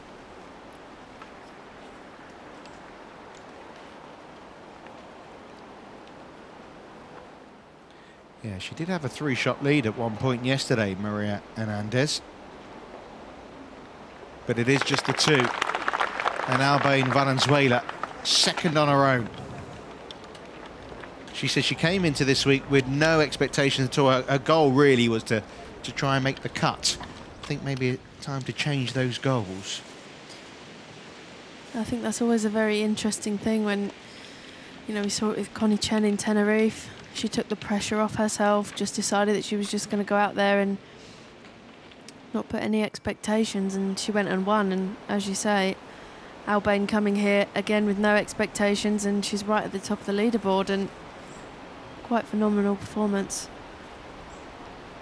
She's on her own in second at the moment, but of course that could change here if Munoz was to hold this birdie attempt at 13.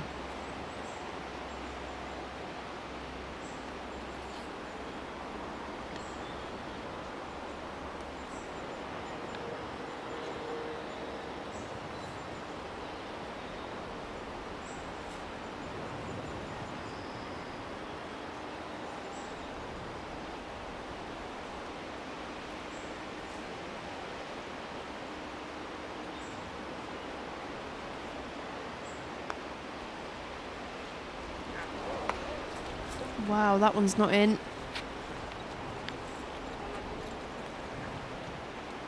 Yeah, not the spark I was expecting in this penultimate group. The Solheim Cup stars are struggling a little bit here. Maybe saving the fireworks for Sunday. Still got a few holes left to play in this third round. It may yet come. Yeah, they're all within touching distance as well, so certainly won't be writing them off. Yeah, I should say the weather forecast for tomorrow, also not good. These young girls may be inspired watching the likes of Saganda and Munoz and Charlie Holt.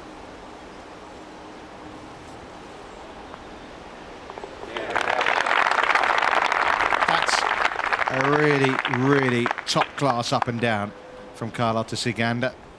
To say that's one of the best shots of the day that we've seen, that chip shot she played there. Talking about inspired, this young lady said she got inspired by the game of golf. She lives very close to Evian, and every year she goes to the Evian Championship. The first year she went, she was 7 years old. She saw a pink ball, no guessing for whose ball it was. And she said, I want to be like her. And if you look at her golf bag, one of her club covers is a pink panther. There's another clue for you. I wonder who that could be. Don't send your answers on a postcard. People don't send postcards anymore, do they, really? No showing your age there, Richard. I know. I should say, don't tweet us or email us. We think you know the answer.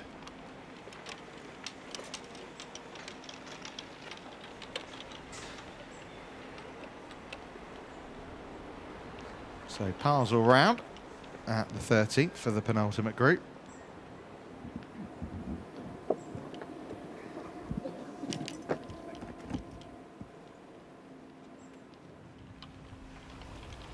Very awkward lie here for Isabel Bueno. Ball well below her feet. Yeah, it's a tough hole, this 14th. Mentioned 11th was the hardest hole yesterday. This is the second hardest hole on the course. And the players are on the tee. Just explain to us, Charlie, why it's such a tricky hole. So the 14th is just 364 yards, so it's not a long hole, but the middle of the fairway is split by a large section of rough. So the players have an option to hit it about 185 yards off the tee, which leaves pretty much the same distance back into the green. You can see there the end of the fairway, that thick area of rough. A lot of the players opting for driver to try and reach that second part of the fairway.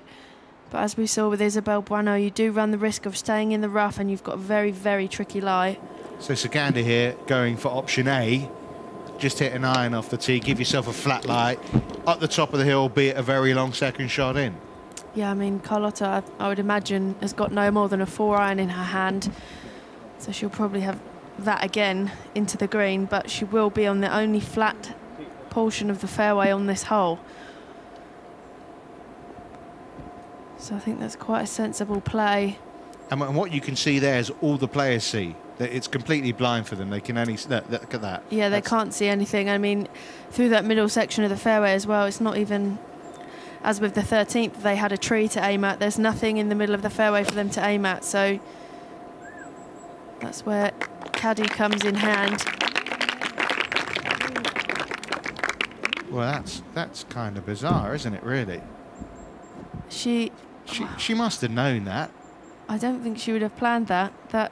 Well, whatever iron that is has just travelled about 240 yards. And whatever iron it was the wrong one. I assume. I can't believe she might as well go with the driver if she's going to do that, no? Yeah, you would think so. I mean... Like Atha's doing here. Yeah, the option is either driver to make sure you're on that second portion of the fairway, or you lay well up. I mean, the difference in the fairway is a good 70 yards. There's 70 yards of rough there, and Carlotta's right in the middle of it, so she's misjudged that by at least 35, 40 yards. Patriotic shoes. Now, will it get through the rough and onto the fairway?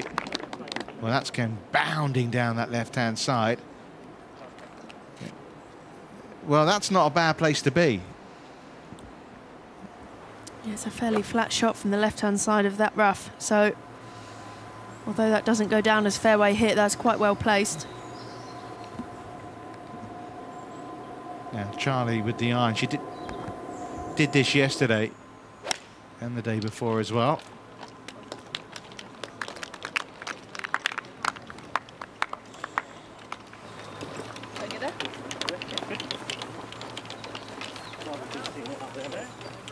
So not on the fairway, but she is on that top level. Well, we see all three kind of shots you can have.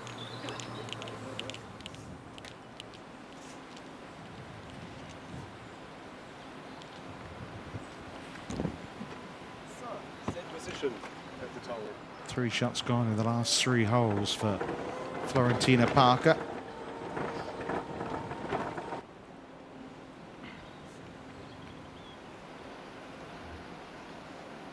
That one not threatening the flag. Yeah, she's just gone off the boil, hasn't she?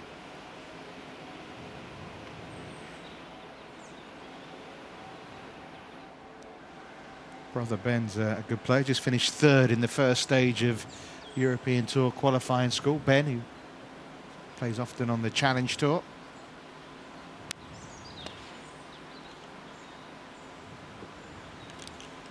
Saw those young girls, didn't we, watching around this green?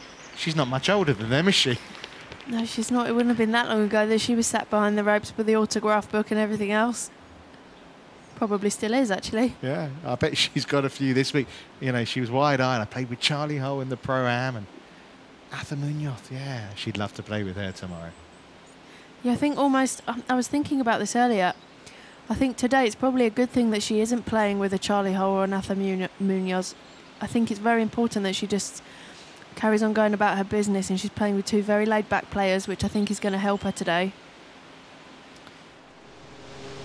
Isabel Bueno, a couple of birdie putts that have had a look, haven't dropped. This one, well, didn't really threaten, if we're honest. But it's another solid part at a tough hole.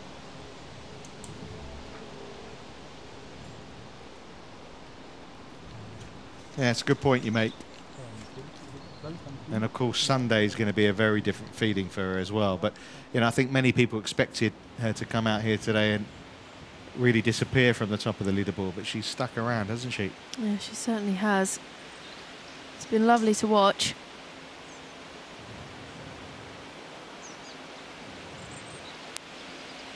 You can see Amy Bolden's picked up a birdie at 15, which is why she's got to 6 under.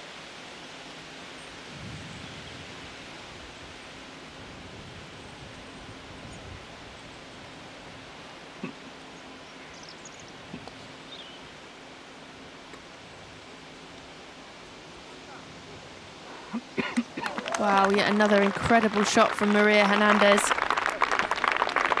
Could well be stretching her lead at the top. Very impressive after a bogey start. Let's have another look at that one. Great shot there of the divot still on her club face.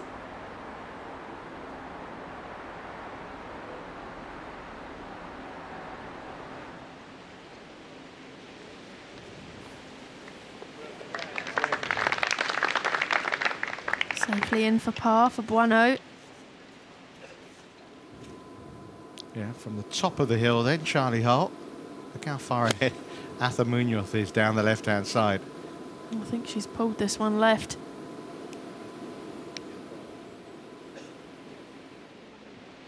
She's short-sided herself there. Won't have much green to work with for her chip shot.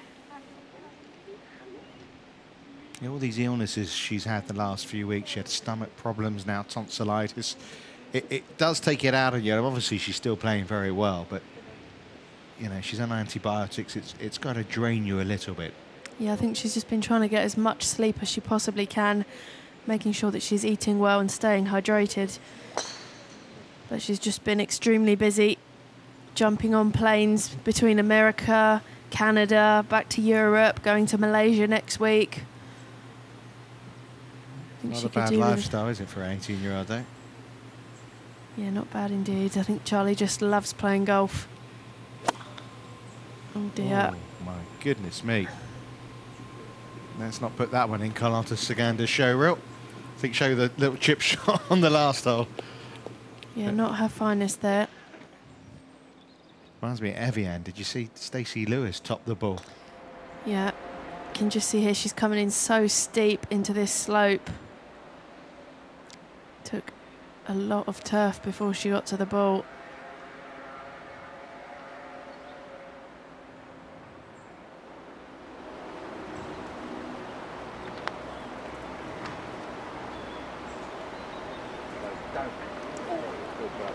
That was a really good effort from Florentina Parker. No more than a flick of a wedge in this for Saganda. Get in. Oh, looked like it might threaten the hole as it is now. Coming out of the rough, it's chased on.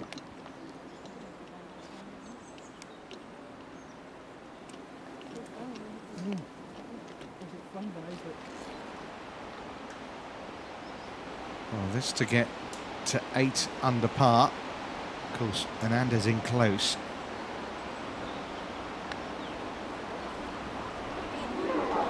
And I'm assuming the red and white colours she's gone with today is To do with her Swiss nationality. Yeah, I would think so. She's actually only been a Swiss national the last 3 years.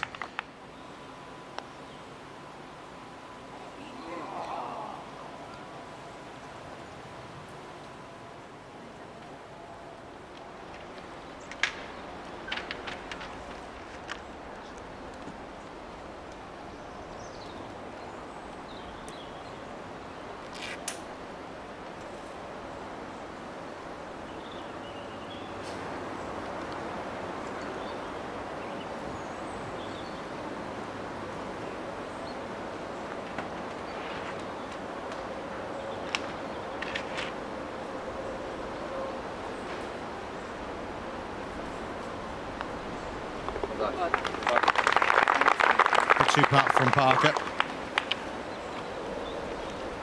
Huh?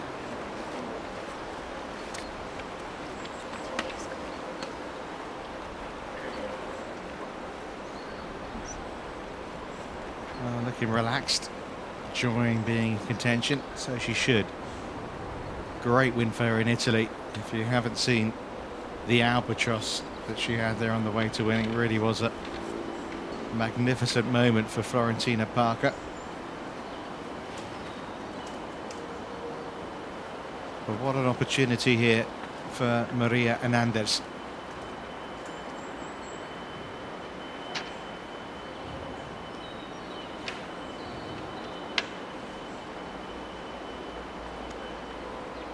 Just about gimme range. And a 3-shot lead.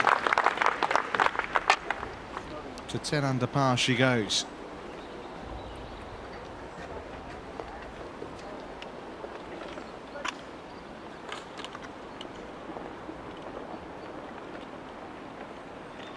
So off to the 14th tee, Maria Hernandez. She was 3 shots clear yesterday as well, then she 3-putted the 11th, also 3-putted the last to shoot her 67.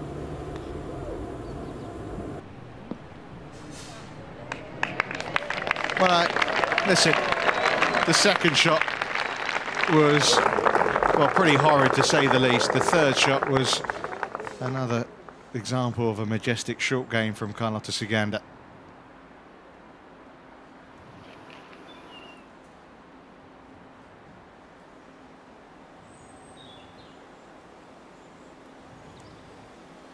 Well, she hasn't had a top 10, Maria Hernandez, since the Spanish Open 4 years ago. And I'm not talking just about on the Ladies European Tour, I'm talking in America as well.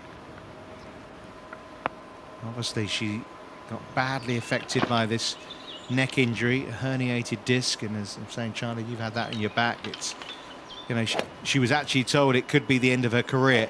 That's how severe it was. But as you may see from the way she started with 2 bogeys here today, she said it herself, she's a fighter. And she has belief this year that the game would come good, and it looks like it's doing that right now at Golf Chantaco in the southwest of France. And we saw a monstrous drive from Maria on this hole yesterday. Can she do the same again? Yeah, went down the left-hand side. But good.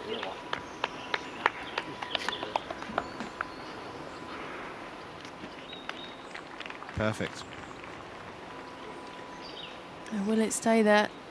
Just a sign of how severe that slope is.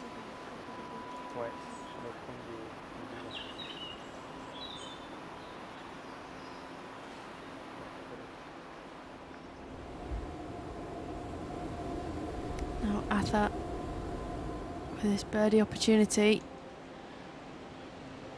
Outside chance.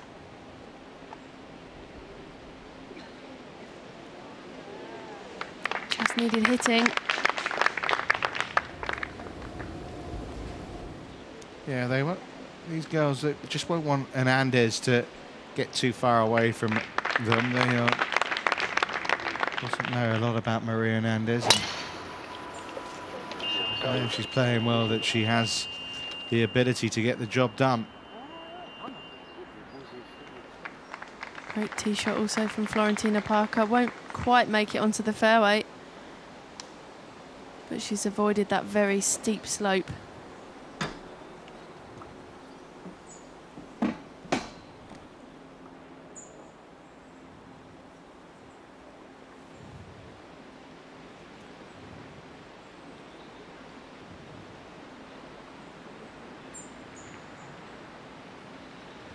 Well, maybe not quite as good as the up and down on the last hole, but mighty impressive nonetheless from Saganda. Really important pass for her. Keeps her very much in the thick of things here on day 3 of this Lacoste Ladies Open de France. But what a nice cushion at the top right now from Maria Hernandez. A 4th birdie of the day coming at 13. She's hit double digits, and at 10 under par, she leads by 3.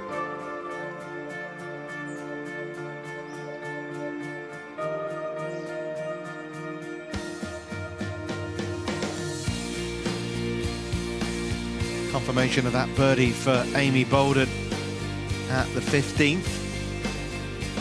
7 birdies for her today. Looking at the players there on the second page there. 68 from Gladys Nacera, more like what she was hoping for this week.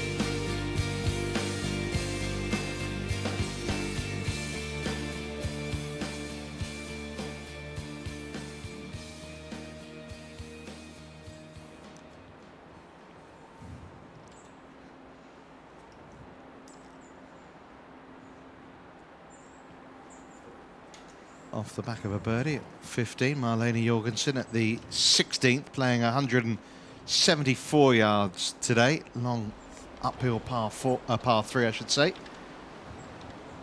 Yeah, she's now in a tie for 2nd place.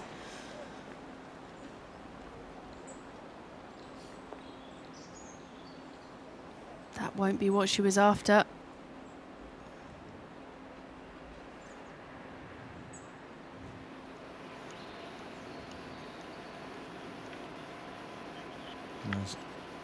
That's her coach who's blocking the way there, Nicolas Souza. She is there, promise you.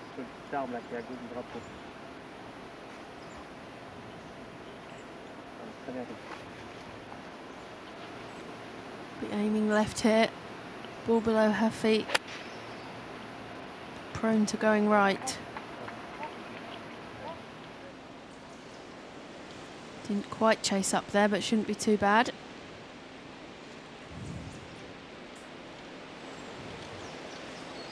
Now tied for 2nd with Jorgensen.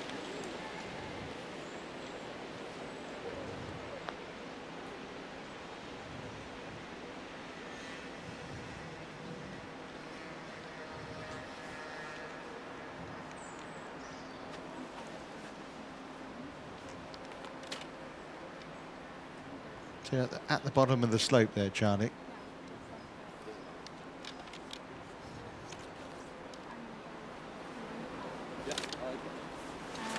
So less than 100 yards, isn't it, to the flag? Obviously uphill. Ball below your feet.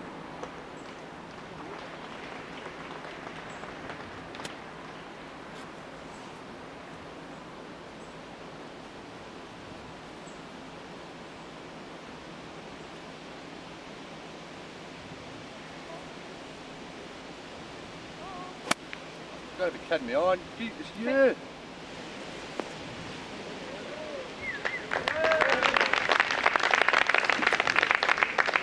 Excellent shot from Florentina Parker. Not been too many birdies today at 14.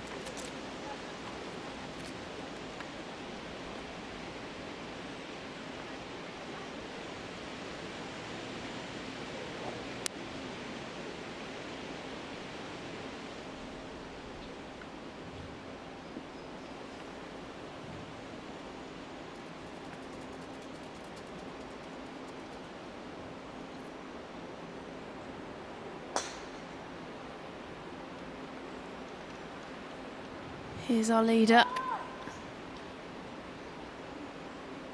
Maria Hernandez. Won't have much more than about 75 yards here. So expect her to be going straight at this one.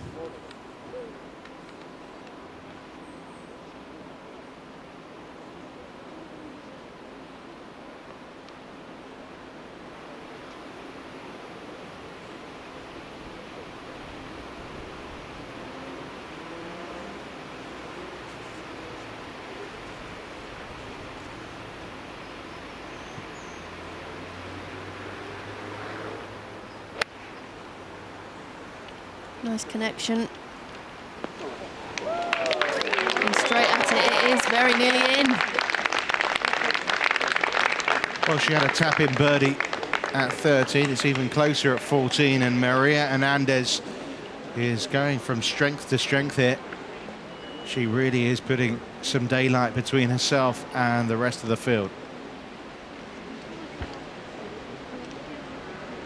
She's had her struggles, it's fair to say. But all the hard work is paying off for her so far here this week. Still a long way to go, though. But she seems unruffled right now, doesn't she?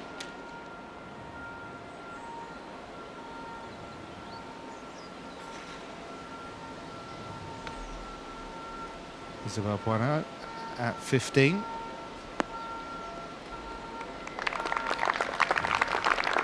Sets up a birdie chance.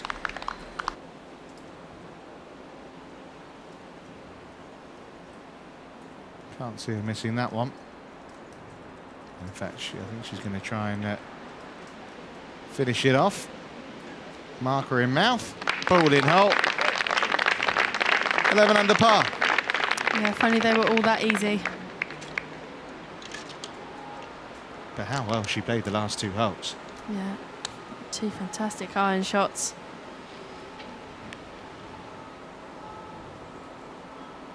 Jorgensen 4 behind now, be in second place. Just didn't run out as she needed it to.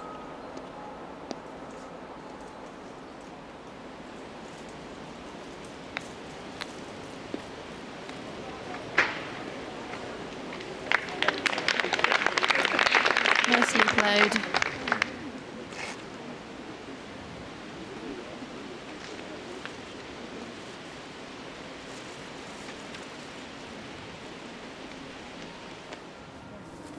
Two club in? Yeah, perfect. More problems, I'm afraid, for Charlie Holt. A tee shot at 15 in the rubbish. Like here. And just chip out there, yeah? Yeah.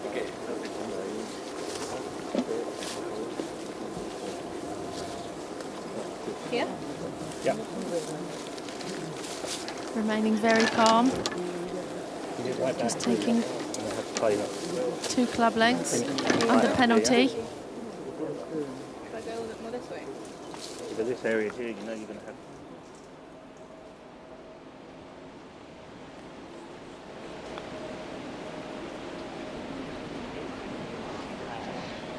Just didn't allow for enough break.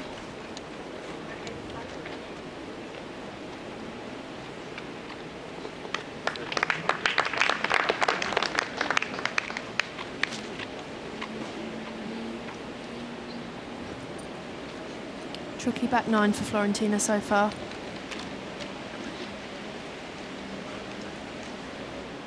Oh, yeah. Is it going in front of them? Is that going in? I wouldn't say so. In the same plane? Just making sure that the ball's not rolled in front of the line of her tee pegs there. Obviously she can't drop nearer to the hole. For par for Valenzuela. Back she goes.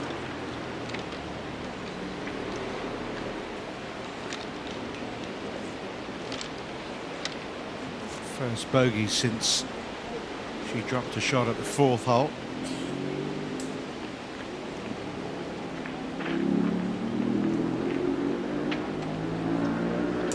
And suddenly she finds herself 5 shots behind the leader.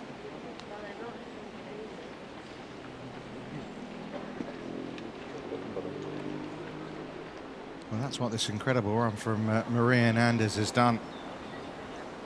She's spread the field.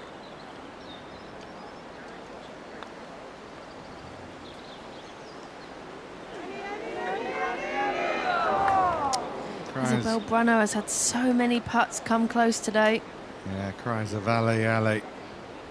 Just wouldn't go enough. And, well, Jorgensen's in trouble as well, the closest challenger. I mean, that lead for Hernandez in a moment could be 5 shots. Yeah, she's given herself some space at the top of that leaderboard. Charlie Hall's chipped out here. Obviously her 3rd shot at this par 5. She eagled this hole yesterday.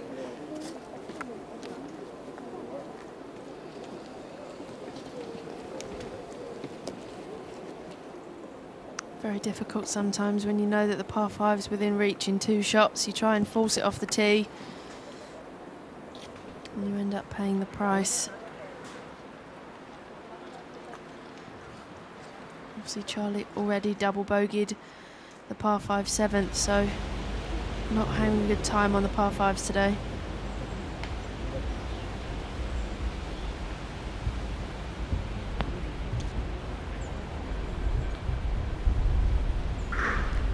Too much action on that one for Amy Bolden. So this for par for Jorgensen at 16.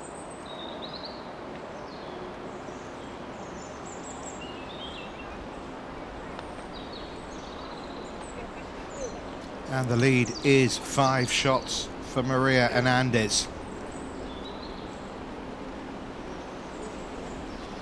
While others around her are looking fallible, right now she's looking totally in control.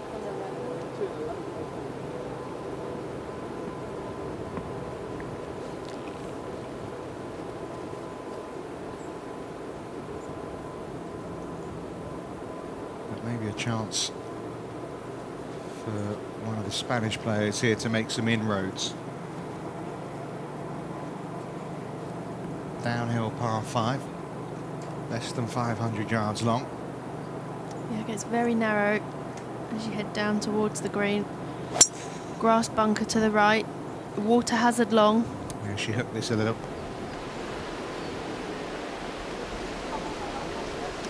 And scurries into that deep bunker. But actually down that left-hand side, I think the bunker's probably the best place to be.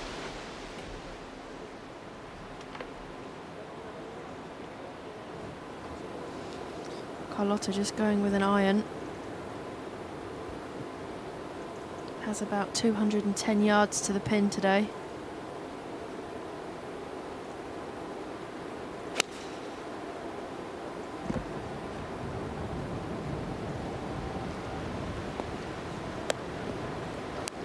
Here's the sit.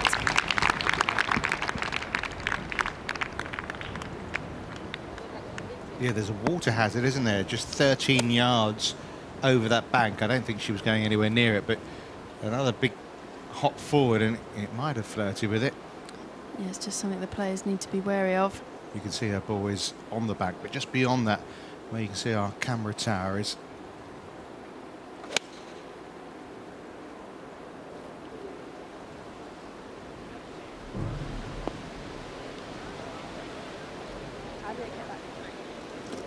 More problems for Charlie Hall. She's played 4 shots already hit.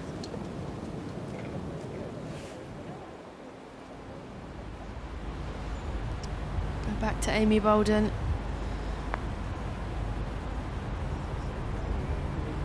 She's had a very mixed bag today. 1 bogey, 2 doubles, 7 birdies.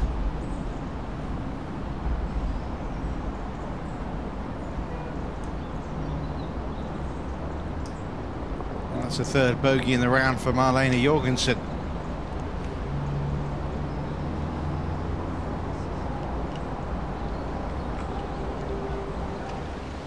Well, good to see the crowds out and about.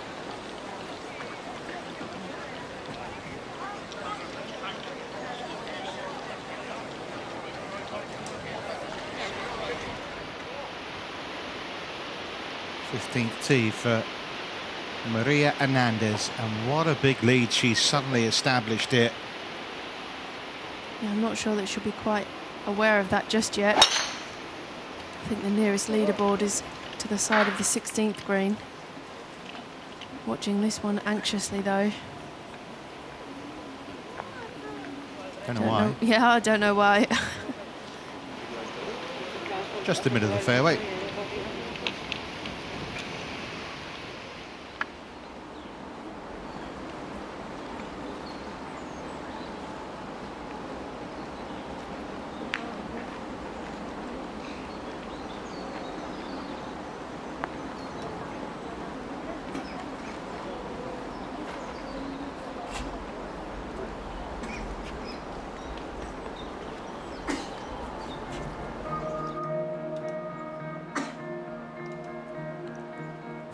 So Maria Hernandez,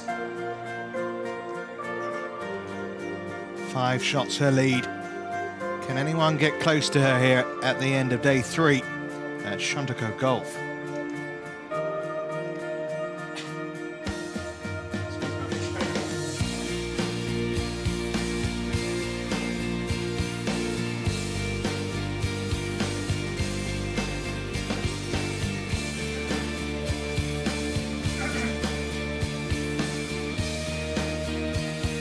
Well, Isabel Buono still keeping alive French hopes. A lot of players there at 6 under.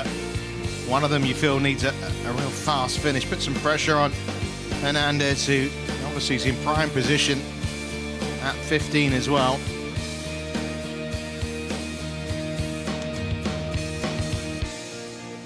'66 best score of the day so far. 2 of the players there, Beth Allen and Annelise Godard.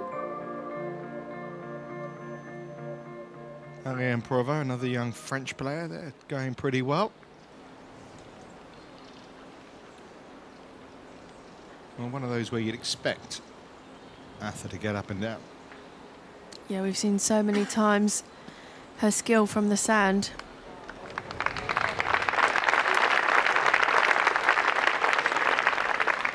That's very well done.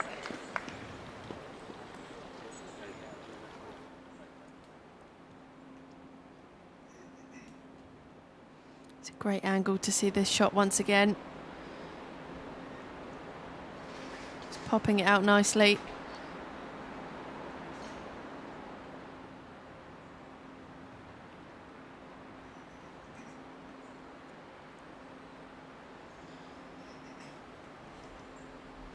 Well, the 2 Spaniards watching on, they know that their compatriot is flying high. Charlie Hull, well, just hasn't recovered from the double bogey at 7. But then again, that helps. An unconventional par. Yeah, it's not how, it's how many. All it says is 5. Well, it might be the kickstart she needs. 3 more holes to play. And she does find herself 7 shots back.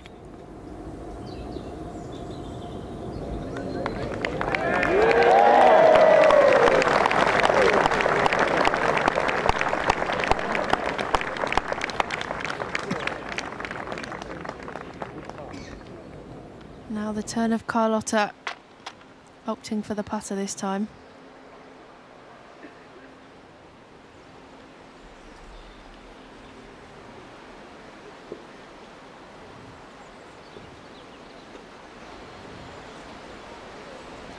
Good option this, Charlie? Carter taking putter here? I think so, yeah. I mean, the grass, as you can see, the fringe is quite patchy. That's my only concern with her using the putter, is it could be quite jumpy. I thought she was going to follow Charlie Hull in there.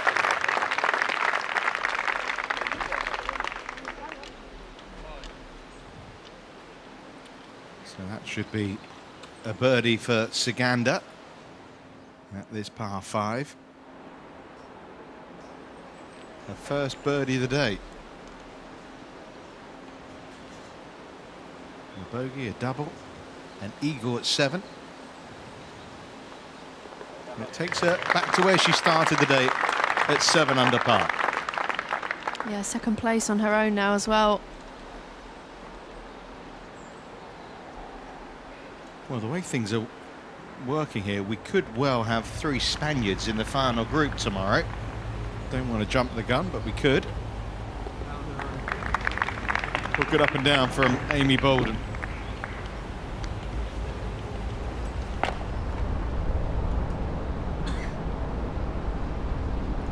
Well, her putts have been going close. And her chips aren't bad either. That just goes on an awkward distance, doesn't it? Look how far past that's gone in the end. Yeah, the pin just on an awkward slope there. Birdie putt for Munoz.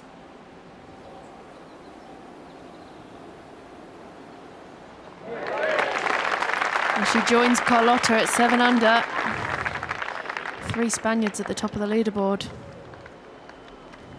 3 Amigas.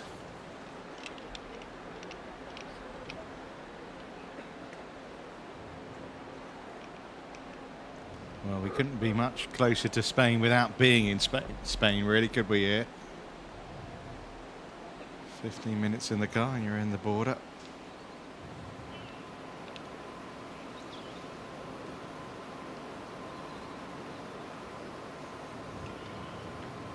Now the lead now down to 4, but Hernandez in prime position again to strike at this 15th hole.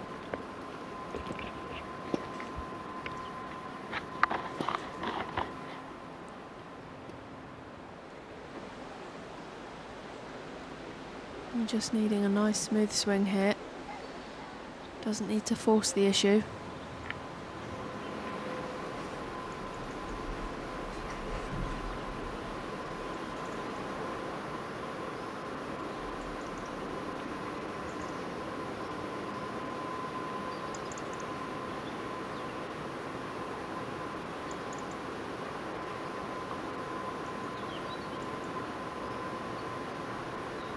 Looks like she's aiming right at it.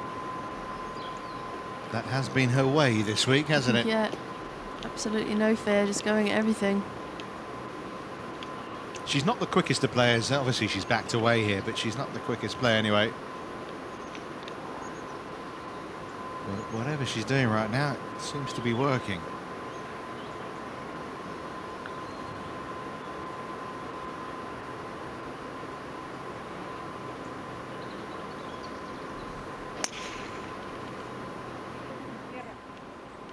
I think this one's slightly right.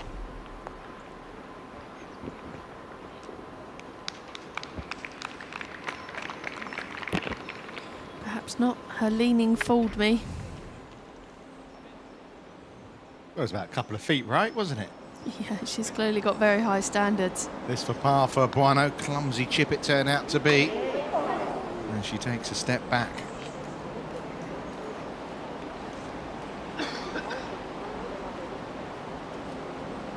Just not happened for her, has it?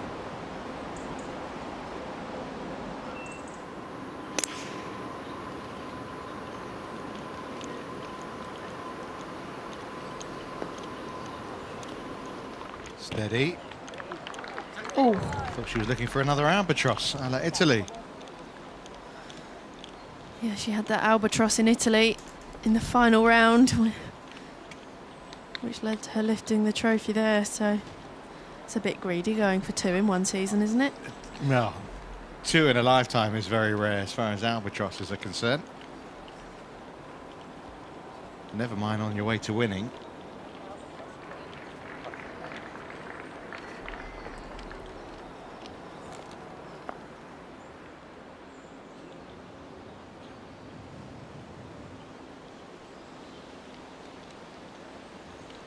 That's how things stand. 4 shots the advantage, although Hernandez, if she can get down in 2 from the front of the green, will be back with a 5-shot lead.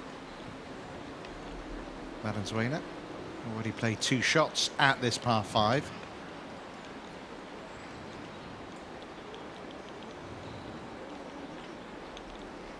Well, got suitably cooler for her to put her sweater on.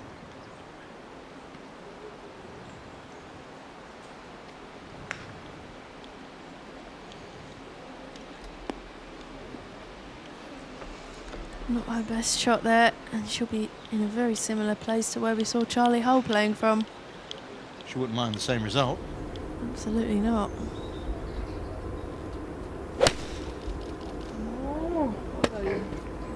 Carlotta not happy with that one.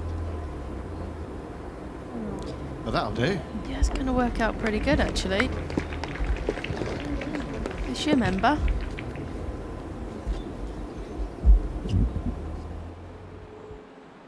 Yeah, obviously not what was intended, but birdie putt coming up nonetheless for Saganda.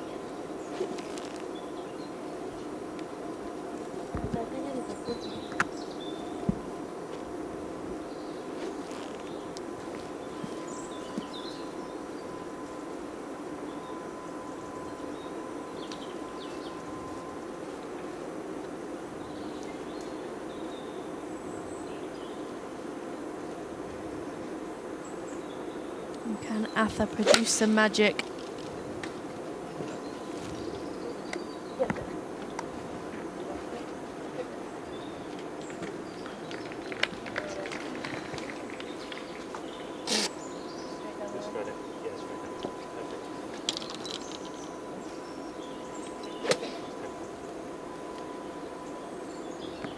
Well, a day that offered so much as far as Charlie Hull was concerned. Fast finish to day 2. A really electric start to day 3, but it's all slipped away. But you'd never know it, would you, looking at her? No, she's not one to give away her emotions. Very calm and composed, whatever's going on the golf course. This one down the right-hand side.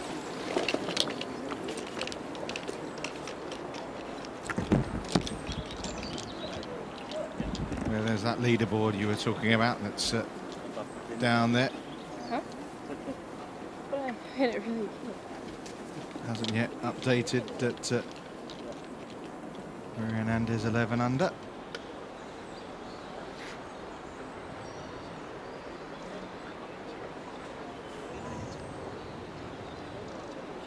Perhaps soon to be 12. Yeah, fast putt coming up though for Maria. Amy Bolden down the last.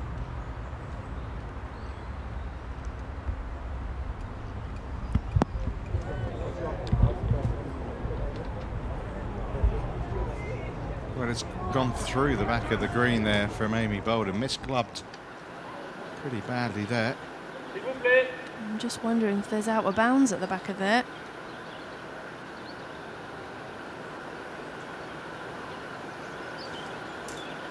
Yeah, it's a long putt for Eagle.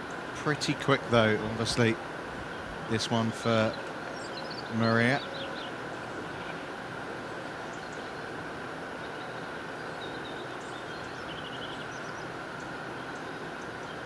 Already one eagle on this hole this week. Look how gently she hit that. Won't be far away. Wow. Not the best putt we've seen from Maria, and that's certainly not in for her birdie 4. You can understand though, I mean, you'd expect that to just down the slope carry on, but brakes came on, didn't it? Big swing here from Melanie Jorgensen. Left to right.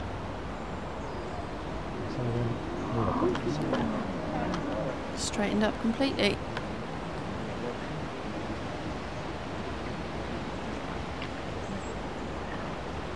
Playing there with Nikki Campbell, who's had a terrific season. Nikki Campbell, a whole host of top 10s, but she's struggled a little bit today.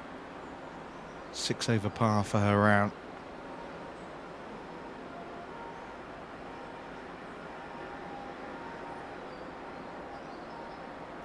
An interesting situation, isn't it? A really big lead for Maria Hernandez. But I suppose when you've been in her position for most of the year, which is missing cuts, she's made 3 cuts on the LPGA Tour this year. Kind of feel no lead's going to be big enough really for her.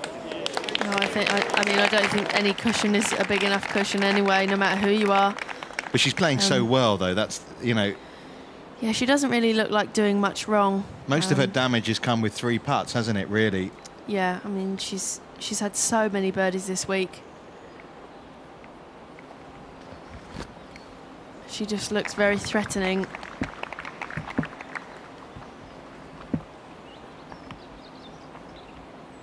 So Parker picks up a birdie at 15. And into that group now that are tied for second, 4 behind.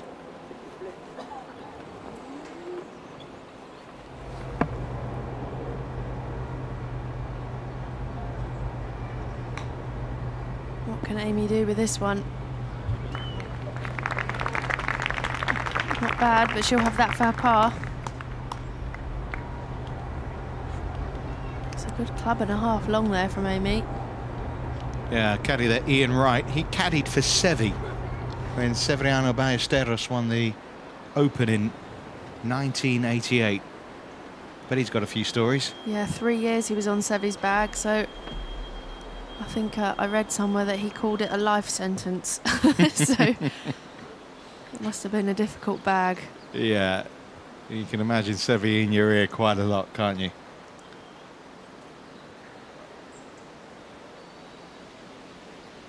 Can she find another birdie? This for 3 birdies in a row and to re-establish a 5-shot lead for Hernandez. Never looked like missing. Brilliant. First class display this.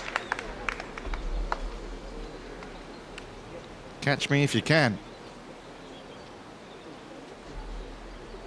Yeah, hard to have predicted that after her start, but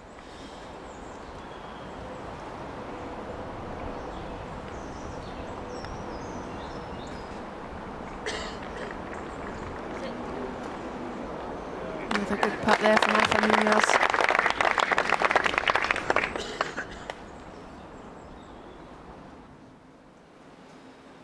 Albain Valenzuela for par here at 15. Well hold.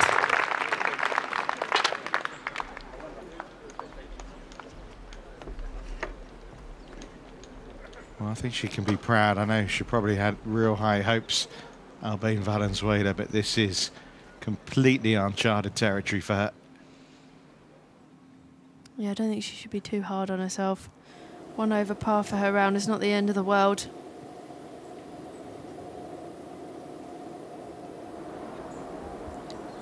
Fast putt here for Carlotta.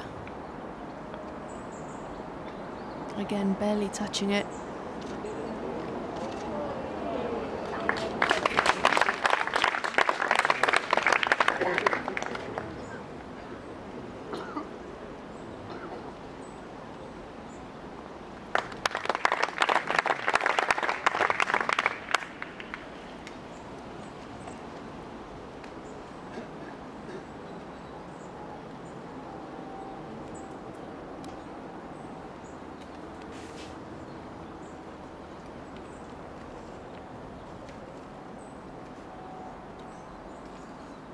We saw Charlie Hull to the right of the green, chipped in at last, but never threatened to do that here.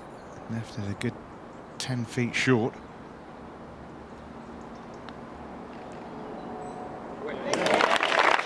She's held so many of those crucial par saves. Yeah, last couple of holes, par. Easy. Yeah. Anyone looking at that would think, oh, fairway green, 2 putts.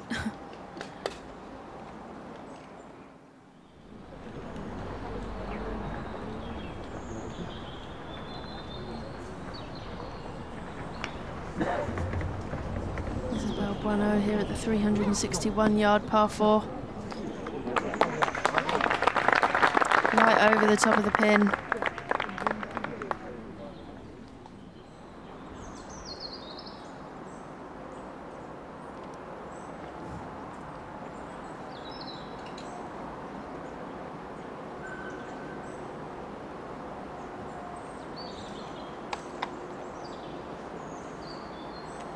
Something just disturbing after that.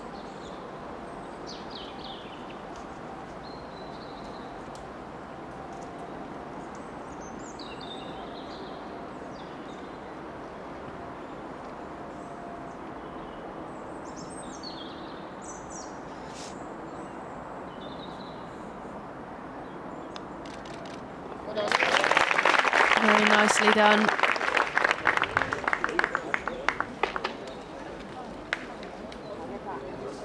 Yeah, she looks very relaxed. She seems always to be that way recently, doesn't she, on the course? Bolden for a round of 66. Well done. It's a great up and down from the back of the green.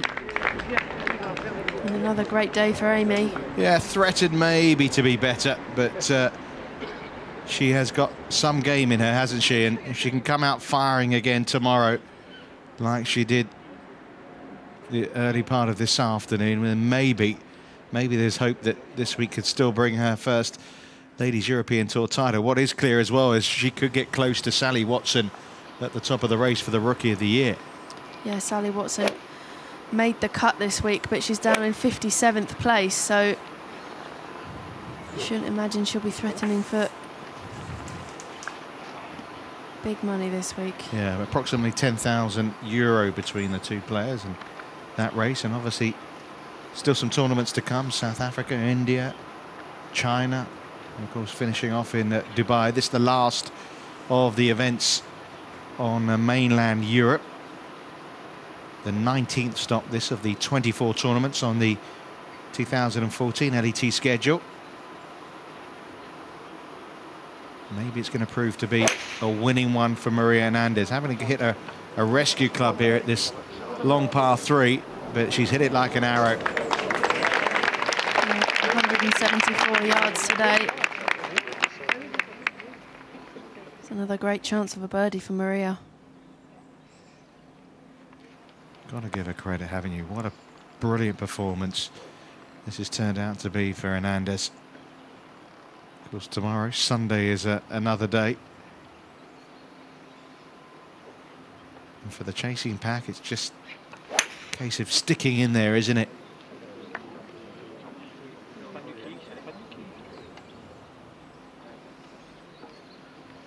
Well, it's not too bad.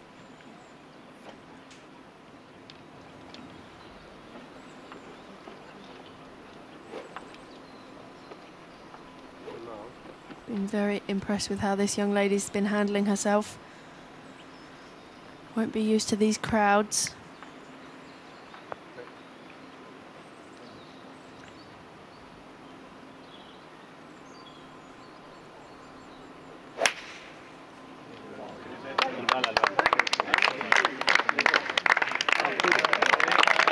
What a shot that is.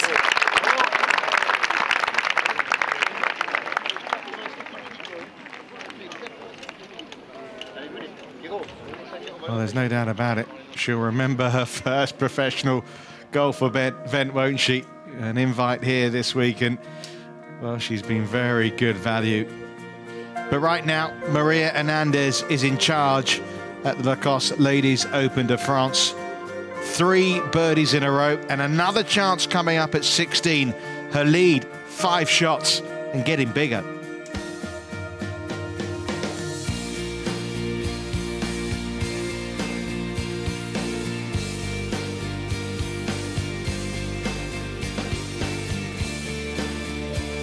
.66 then from Amy Bolden, even though there was that double at 11. 7 birdies in total from the 20-year-old from Wales. Going to get in one of those final groups out there.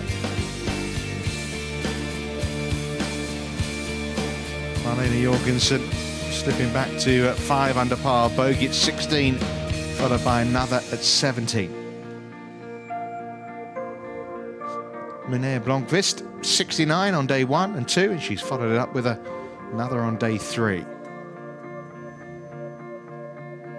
Felicity Johnson was up there, wasn't she? Slipped back now to 2 under par.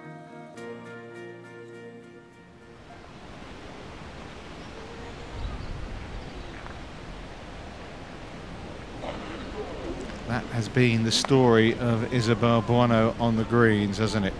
Yeah, very, very frustrating day for Isabel. Giving herself so many chances. Just has to remain patient. Well, don't need to tell you again what Marlena did here the other day, but in good position at 18 this time, and Pitched it right by the hole. Yeah, I think that's the problem. The last couple of days the players have been playing on such receptive greens that they can just pitch it right on the number, but perhaps this bit of breeze we've had today has dried the greens out slightly, and that's why we're seeing a few of the shots going long. Of course, we've seen big leads disappear before, but Maria Hernandez at the moment, she looks so steady, doesn't she? Of course, yesterday she finished a little clumsily, dropped a shot at the last. She had a 3-shot lead at one point yesterday, but I mean, when you start bogey to then have a couple of holes left to play and lead by 5, more than she could have hoped for. Well, she looks very much in control at the moment.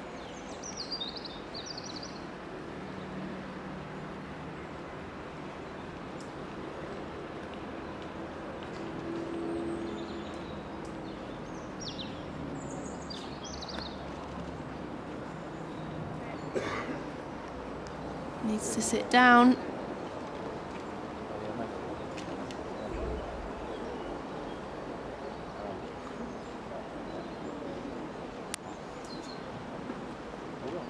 Well, we saw that before, didn't we, from Isabel Bueno chipping there, Florentina Parker, and ball just keeps going, and now she's really struggling to make a part.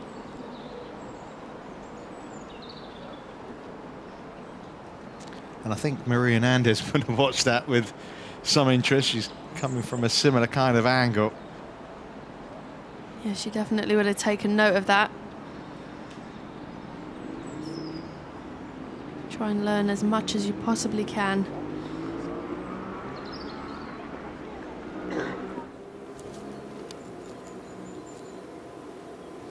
Oh, I think this might be Charlie Holt.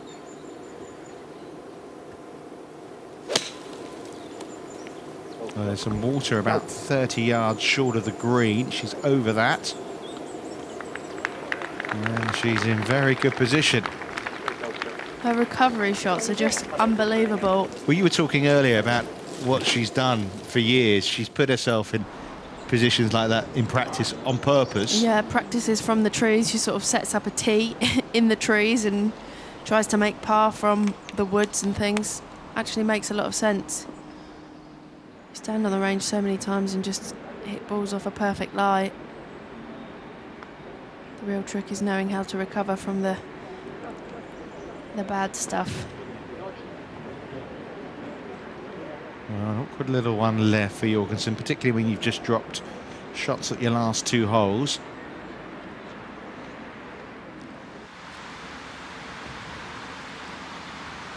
Well, there's no doubt about it right now. Maria Hernandez is your red-hot favourite to win this 2014. To win the title from her. Martha Munoz, of course, our defending champion.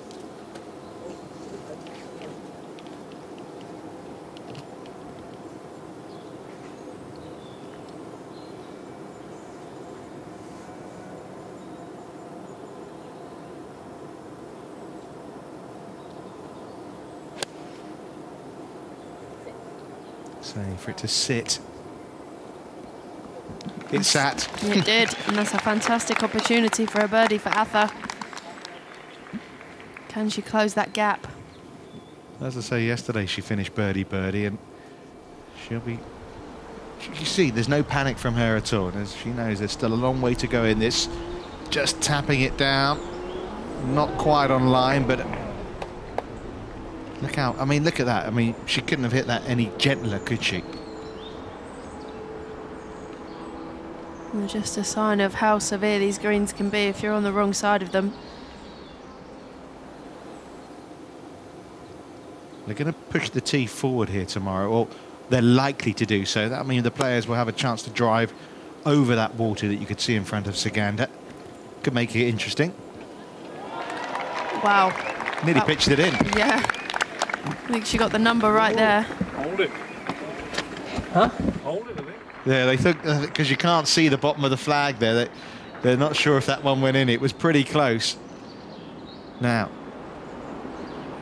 Valenzuela for a second birdie of the day.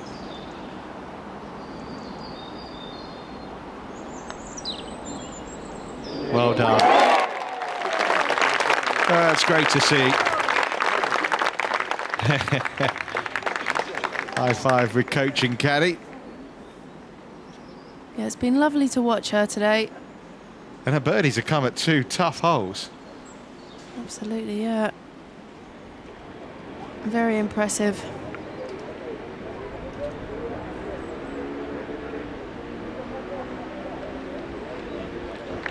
That's better, Milena. Par to finish. And a bogey for Florentina. That goes she to 6 under.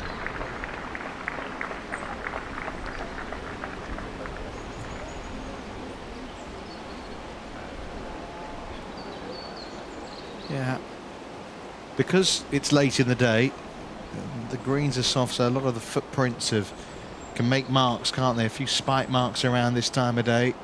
You've got to be careful, even with these little ones. Yeah, literally just needs the smallest little mark and it can knock it right off line, and that's not through the fault of the player's stroke. Ultimate concentration needed.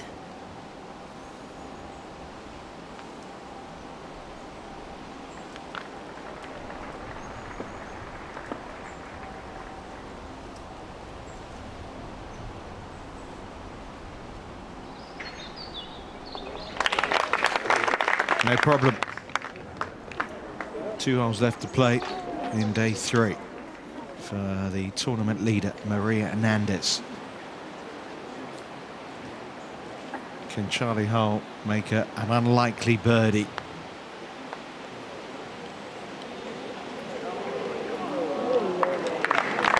Wasn't far off. No, she's just gone a little stray off the tee, hasn't she, over this back 9. She's fighting hard, as you would expect from a player like Charlie Hull. Not yet completely out of things. I mean, yes, she's 8 shots off the lead, but she's 3 shots behind second place. Obviously, it depends on Maria Hernandez. It's kind of out of her hands, but can she bag the birdie? That's the question. I hope so. She's had so many chances today. I think it would be very fitting for her to birdie the last. And are we going to see a couple of Spanish birdies on the 17th green? I think Saganda's... Well, you can't see her missing that one, but Munoz still chance to get to 8 under.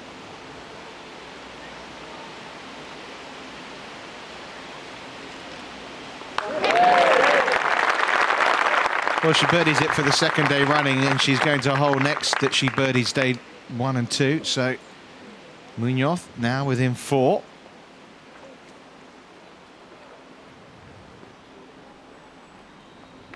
And of course, as I've just been reminded, she birdied 18, of course, last year for a round of 65 that saw her win at 14 under. In fact, 14 under was the winning score the year before, and you wouldn't be surprised if that was good enough again. Yeah, I don't think it'll be far off that.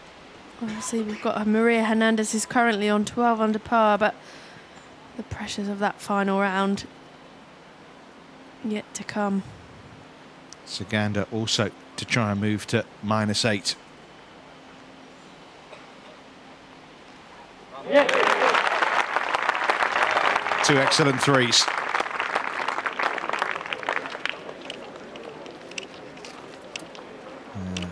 Javi, her caddy, who lives around 15 minutes away. Apparently it's tradition for him to have a bit of a party on Sunday night. I don't know if you've got the invite. I certainly haven't, Charlie. No, I haven't got an invite yet. I'll have to work on that. Yeah, have a word for me. And back on the tee is Maria Hernandez. You can see just in the front of our picture here, there's another tee there. That's where they could put that tee tomorrow. Just taking a look up this 17th hole. Currently playing at 361 yards, but as you say, Richard, if they move that tee up, it will be just 320 yards. Because what, 269, isn't it, to get to that water as it stands? Yeah. So it will be very much a risk reward. A lot of the players could pitch it over there if they move that tee up. Just trying to draw this one in from the right, and just about. Yeah, that's okay.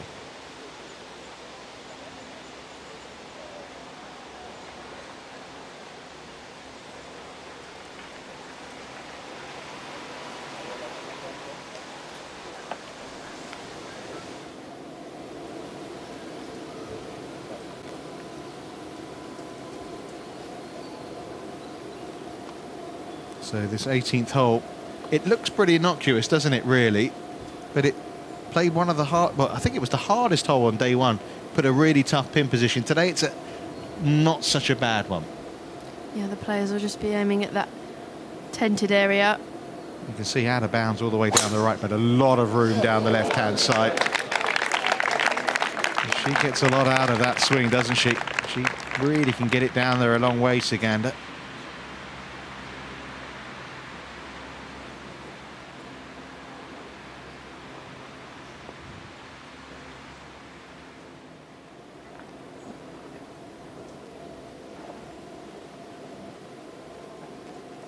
And as we were mentioning, she's enjoyed this hole. Arthur Munoz.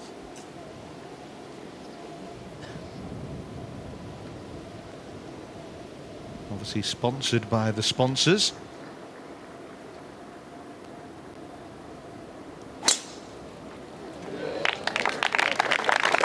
A little bit of concern. You say a lot of bunkers down that left-hand side, and just about missing them.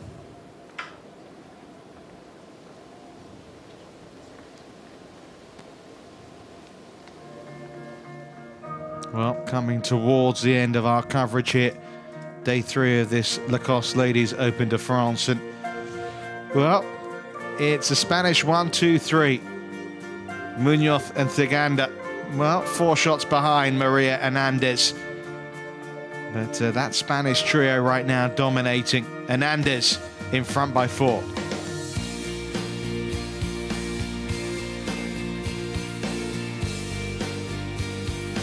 And of course Valenzuela, that sounds Spanish as well, of course Mexican father.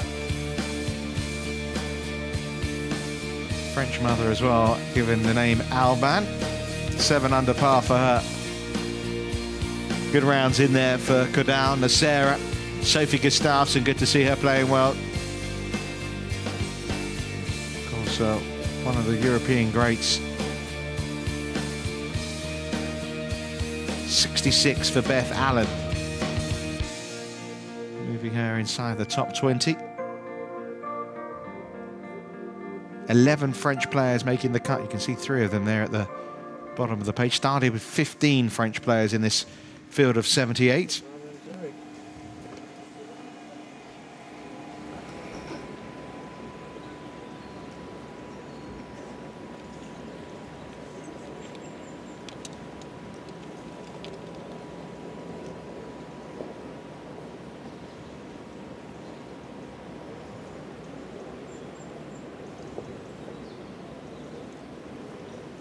Leave clean in place, which is why tee's put down.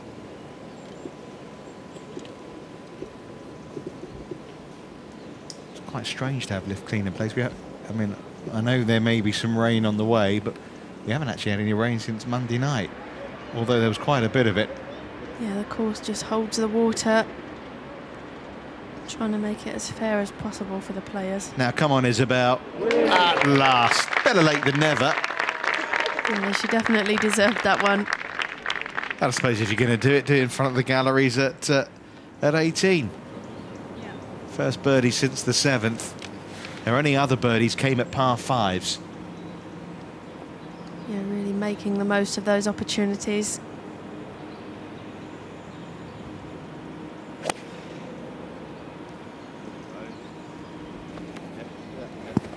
I'm not sure she likes it.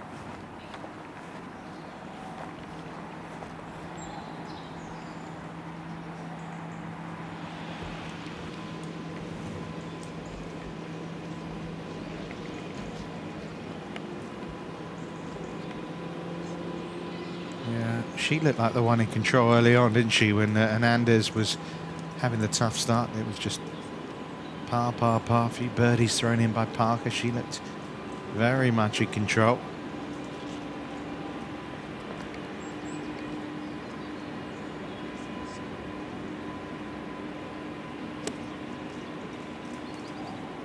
Well, the way she's been striking the ball over the last hour or so, you wouldn't expect this one to be flying too far away from the flag. Her compatriots both birdied this hole, Saganda and Munoz, to move within 4.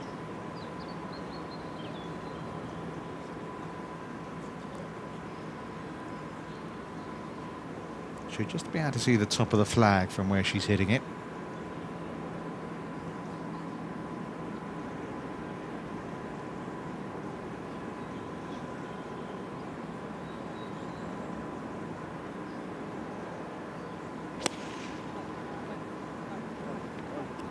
Looks like another good swing from Maria.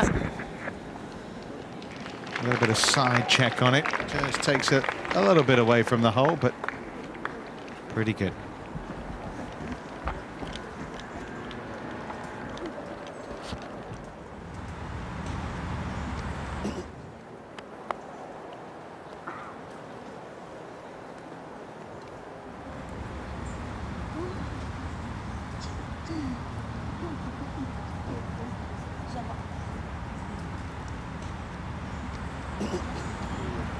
Little twiddle of the club there, she likes it.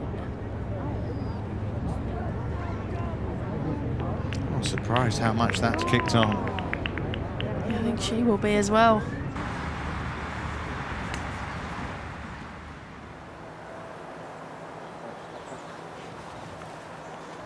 Well, she's going to have some hope of getting into that last group tomorrow. Valenzuela could do with a birdie here.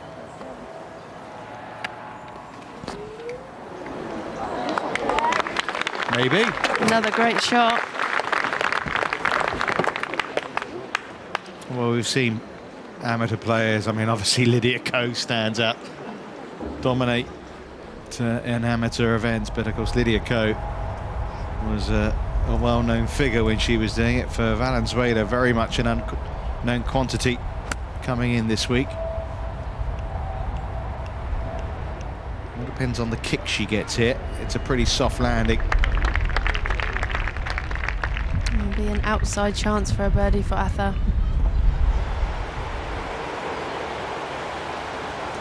She's certainly got the range right at 17. Can Saganda do it again here at her final hole of the day?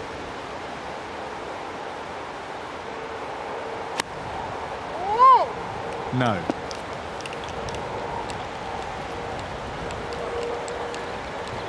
So a straight pull, that one. She's had a few iffy ones, hasn't she? I mean, that one she hit at, what, 14? I mean, that was certainly a 1 out of 10. That one wasn't much more than a 3, was it, really? No, I mean, that she wouldn't have had much more than an 8 iron in her hand, so it's a really poor shot there from Carlotta.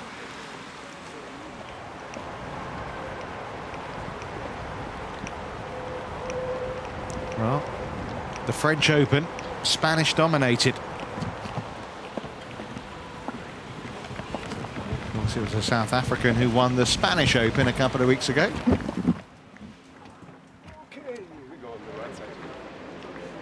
Now, given the number of French players and good French players there have been, it's a bit of surprise. There's 10 years since the last French win. Of course, 4 players finished runner-up last year from France, behind Atha Munoz.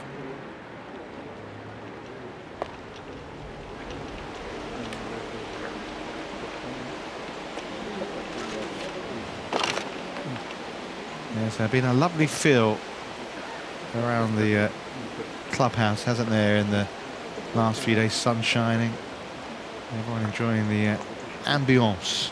Yeah, lots of spectators out there today, which is always nice to see. Enjoying the great display of golf these girls are providing. Of course, there's a lovely beach in town, which is only, what, 5 minutes drive from here, Saint-Jean-de-Luz. Beaches were busy, not so busy today given the weather. And of course, the golf attracting many.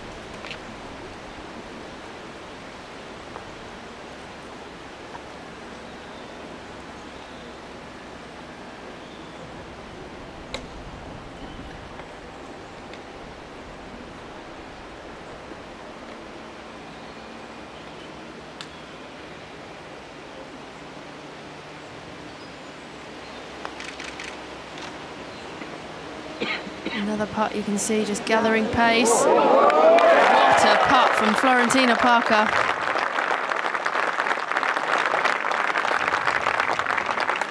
Well, just when it looked like things were really slipping away for her. A very important birdie.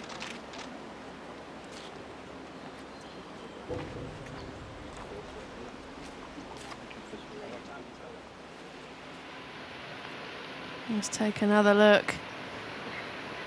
Flori's reaction.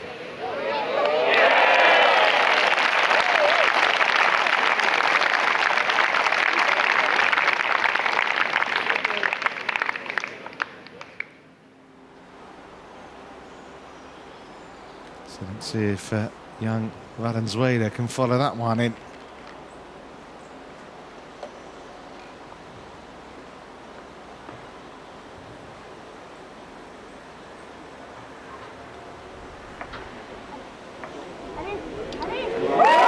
Of course she can.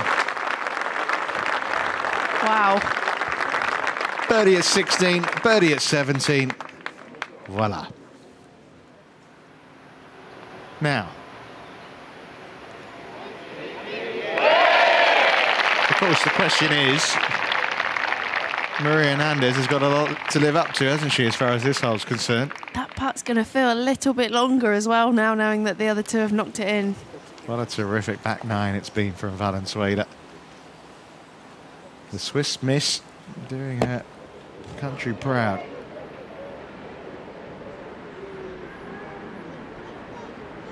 Saganda, well, we've seen some brilliance from her with the short game, but that, I'm afraid, is as bad as her second.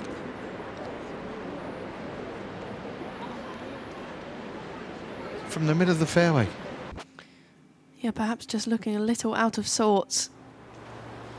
Well, Hernandez to try and make it 3 threes at 17.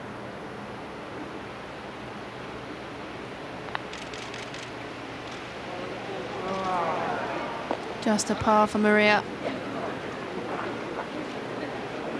Well, with what's happening with Saganda on 18, we're given the back-to-back birdies from Valenzuela here at 16 and 17. The 16-year-old is playing herself into the final group of a Ladies European Tour event at her very first time of asking.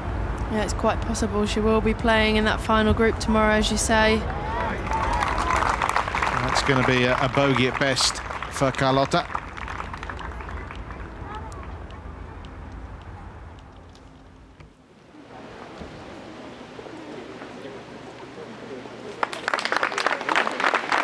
So Maria Hernandez, 4 shots clear, 19 holes left to play.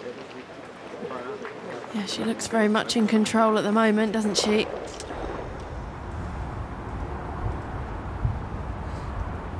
See Woburn Golf Club, Charlie attached to. Of course, they're going to be having the Women's British Open there in a few years' time. And one of the colleagues from Woburn Golf, Steve Luton, leading the way in the Asian Tour with the latest event with 1 round to play as well. Well, it was impressive yesterday, the 64, no doubt about it, quite brilliant. But in some way, what she's been doing today here, Ben Valenzuela, is even more impressive. The crowds, the TV cameras, the conditions, the attention. It's something that she'll very much not be used to.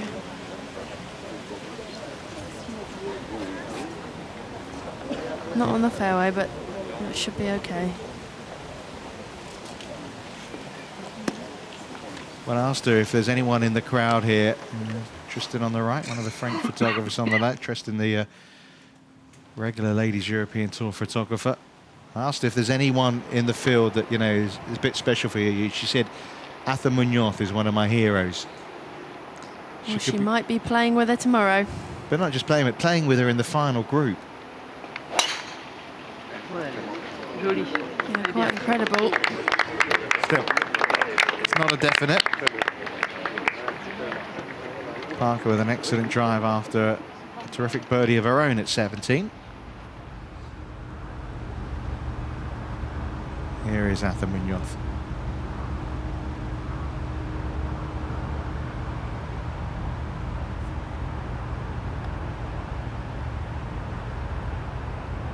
Gathering pace.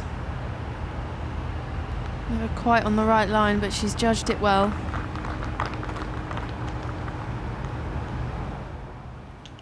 Well, what she would give for a 4-shot lead coming to this hole tomorrow.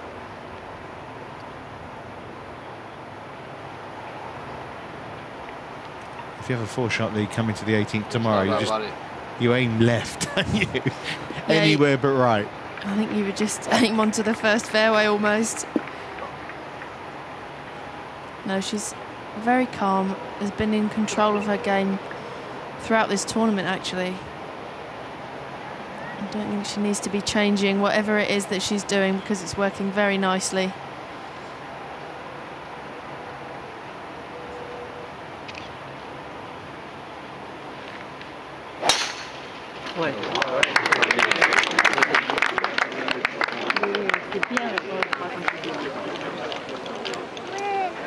Just about hangs on to the fairway. Yeah, sitting pretty.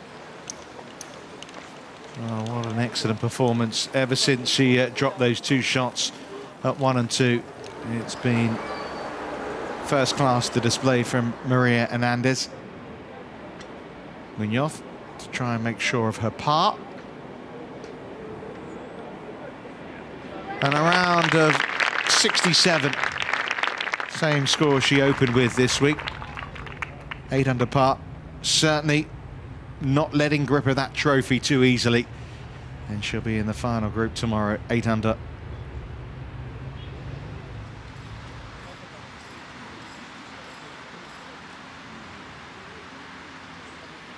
Maria Hernandez with that 4-shot lead. Valenzuela obviously coming down 18. Saganda. One would assume she's going to pop in that putt for a bogey and complete a round of 70. Charlie Hull first.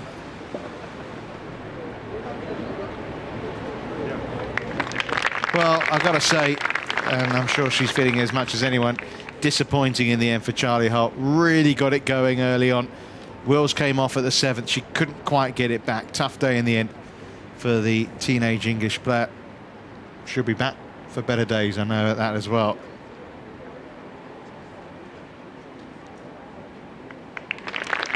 Carlotta with a closing bogey 5, and she'll drop back to 7 under par. So she won't be in that final group tomorrow. But not out of things, 7 under. I don't think you can ever write Carlotta off. We've seen so many times she can produce the goods right when she needs to. She can go really low, can't she? But she's got a bit of a fighter here, haven't they, these players, to try and topple Maria Hernandez. She's like a little pocket rocket, isn't she? She obviously's fought hard to be playing golf again, never mind competing to try and win tournaments.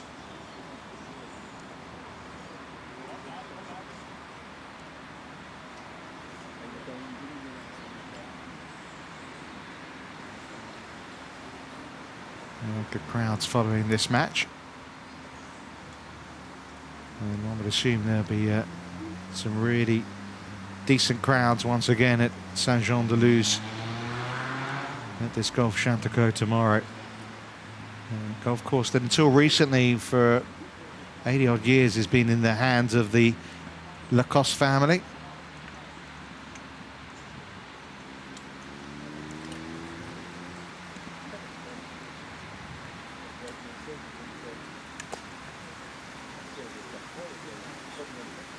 I wonder if she's starting to feel the pressure now, looking up to that green with all those crowds around. Yeah, this one's going a little left.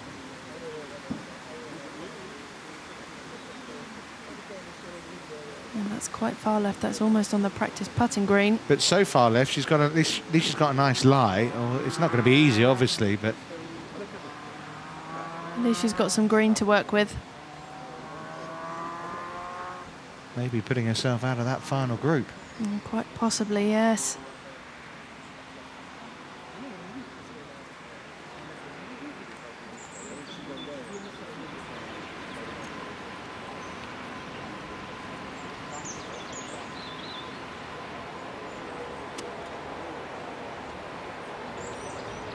Sitting well here for Maria.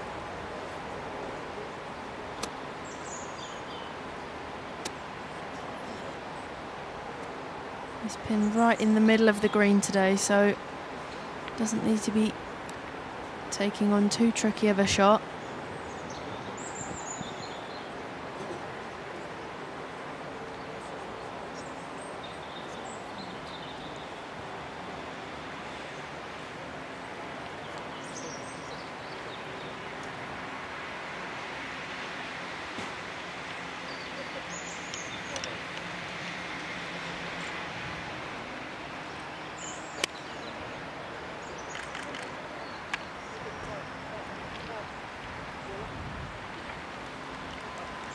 Good shot.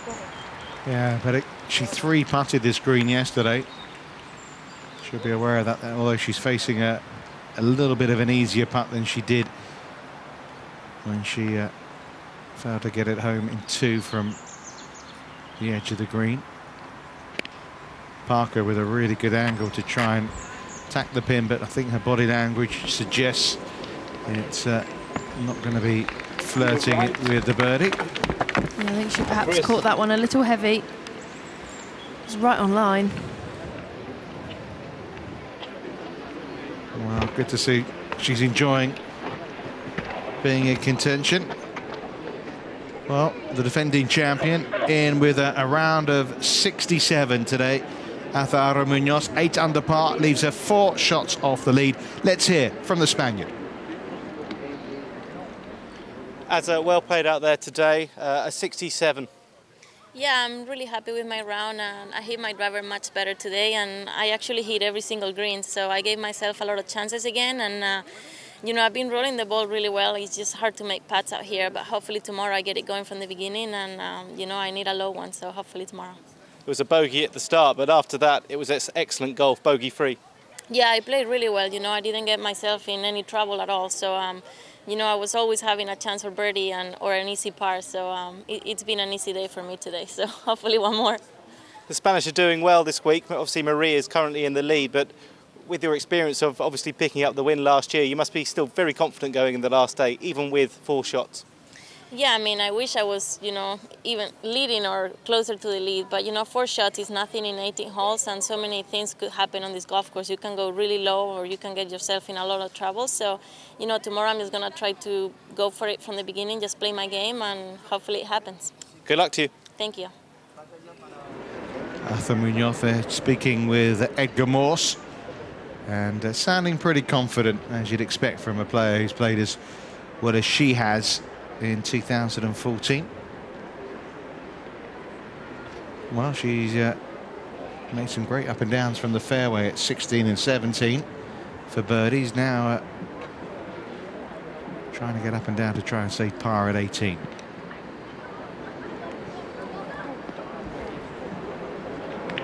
And did the most important thing, which gave herself a chance. Could have been very easy for her to have left that short of the green and still be chipping.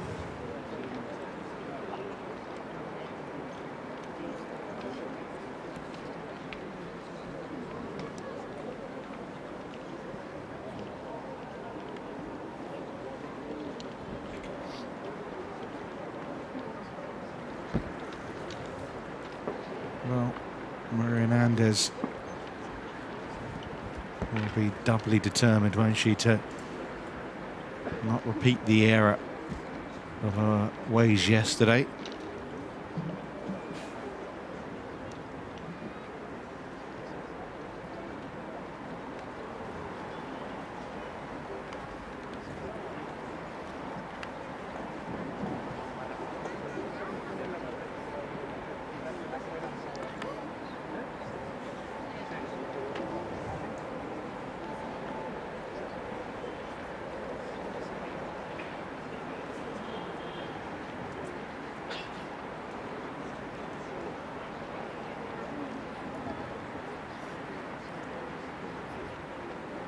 It's all about getting the pace right.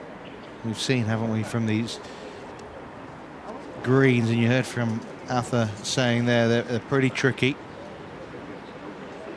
I think it's very much, if you're on the wrong side of the pin, you can be left with a treacherous putt. It's difficult to be fussy around this golf course because the greens are so small, as we touched upon earlier. Yeah, quite a bit of movement in this putt. Should swing from right to left. You can see, look how far wide she looks like she's aiming here.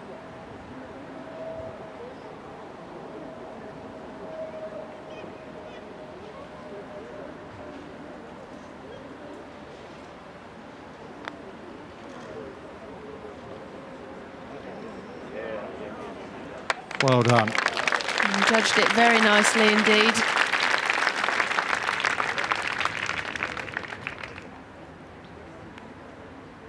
Well, she has played together with Atha Munoz as a team before, Maria Hernandez. They played together in the European Nations Cup in 2011. They finished 7th. Well, she's now got the task of making sure she sees off her compatriot tomorrow. I'm not saying it's just between those two, but every chance they're going to be the top two.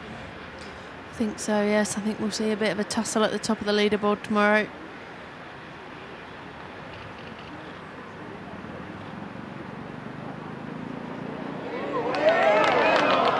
Very close for Florentina Parker. Well, when she birdied 3 and 4, Florentina, of course, she was the tournament leader.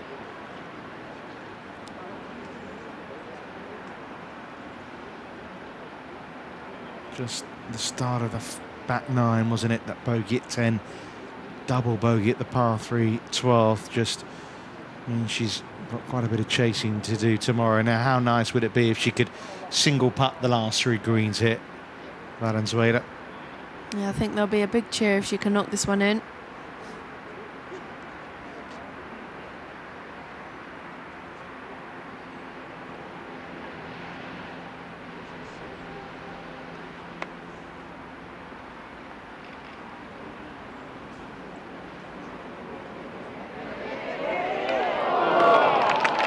Great try. But a costly bogey as far as she's concerned in playing in that final group tomorrow. But what an experience this Saturday in the southwest of France has been for the 16-year-old. Yeah, you can see there she's disappointed, but there's absolutely no shame in a level par round of 70.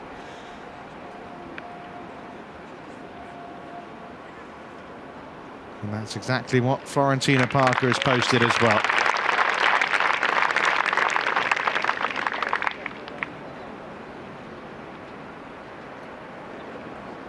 So she also finishes at 7 under.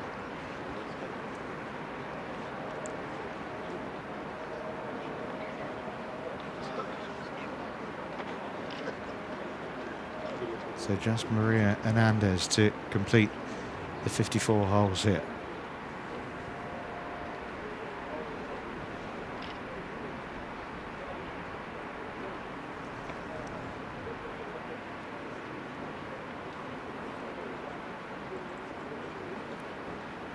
Perhaps feeling the nerves here. This putt's no more than 1.5 feet, but taking a hell of a lot of time over this one.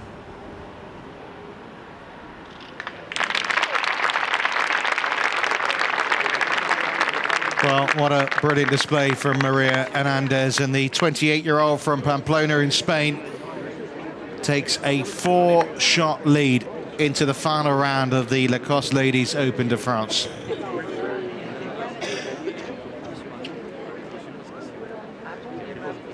Close to home and closing towards a second Ladies European Tour victory. 3 excellent rounds of golf.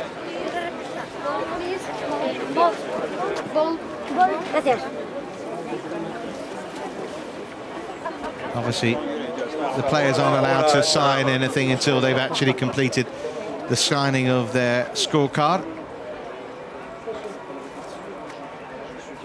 And for Maria Hernandez, well, big 18 holes to come tomorrow. But what an excellent display. Bogey, bogey start. 6 unanswered birdies thereafter to give her that excellent round of 66. She's going to be a tough one to catch, isn't she? But the defending champion is her closest challenger, Azahara Munoz, with a 67 to leave her at 8 under par. Hernandez then 4 clear, group of players at 7 under, including the 16-year-old Swiss amateur Valenzuela. Carlota Seganda with that bogey finish. Amy Bolden, birdies galore today with that round of 66 in. It's still Isabelle Buono who leads the French Challenge, albeit she is 6 shots off the pace. Charlie Holt, so fast out of the blocks early this afternoon. 4 under par through the first 6 holes. Had to settle for a 71 in the end. No one could beat 66 as far as the best score of the day, although, of course, Maria Hernandez matched the efforts of Annelise Cordell and Beth Allen. What's your feelings for tomorrow then, Charlie?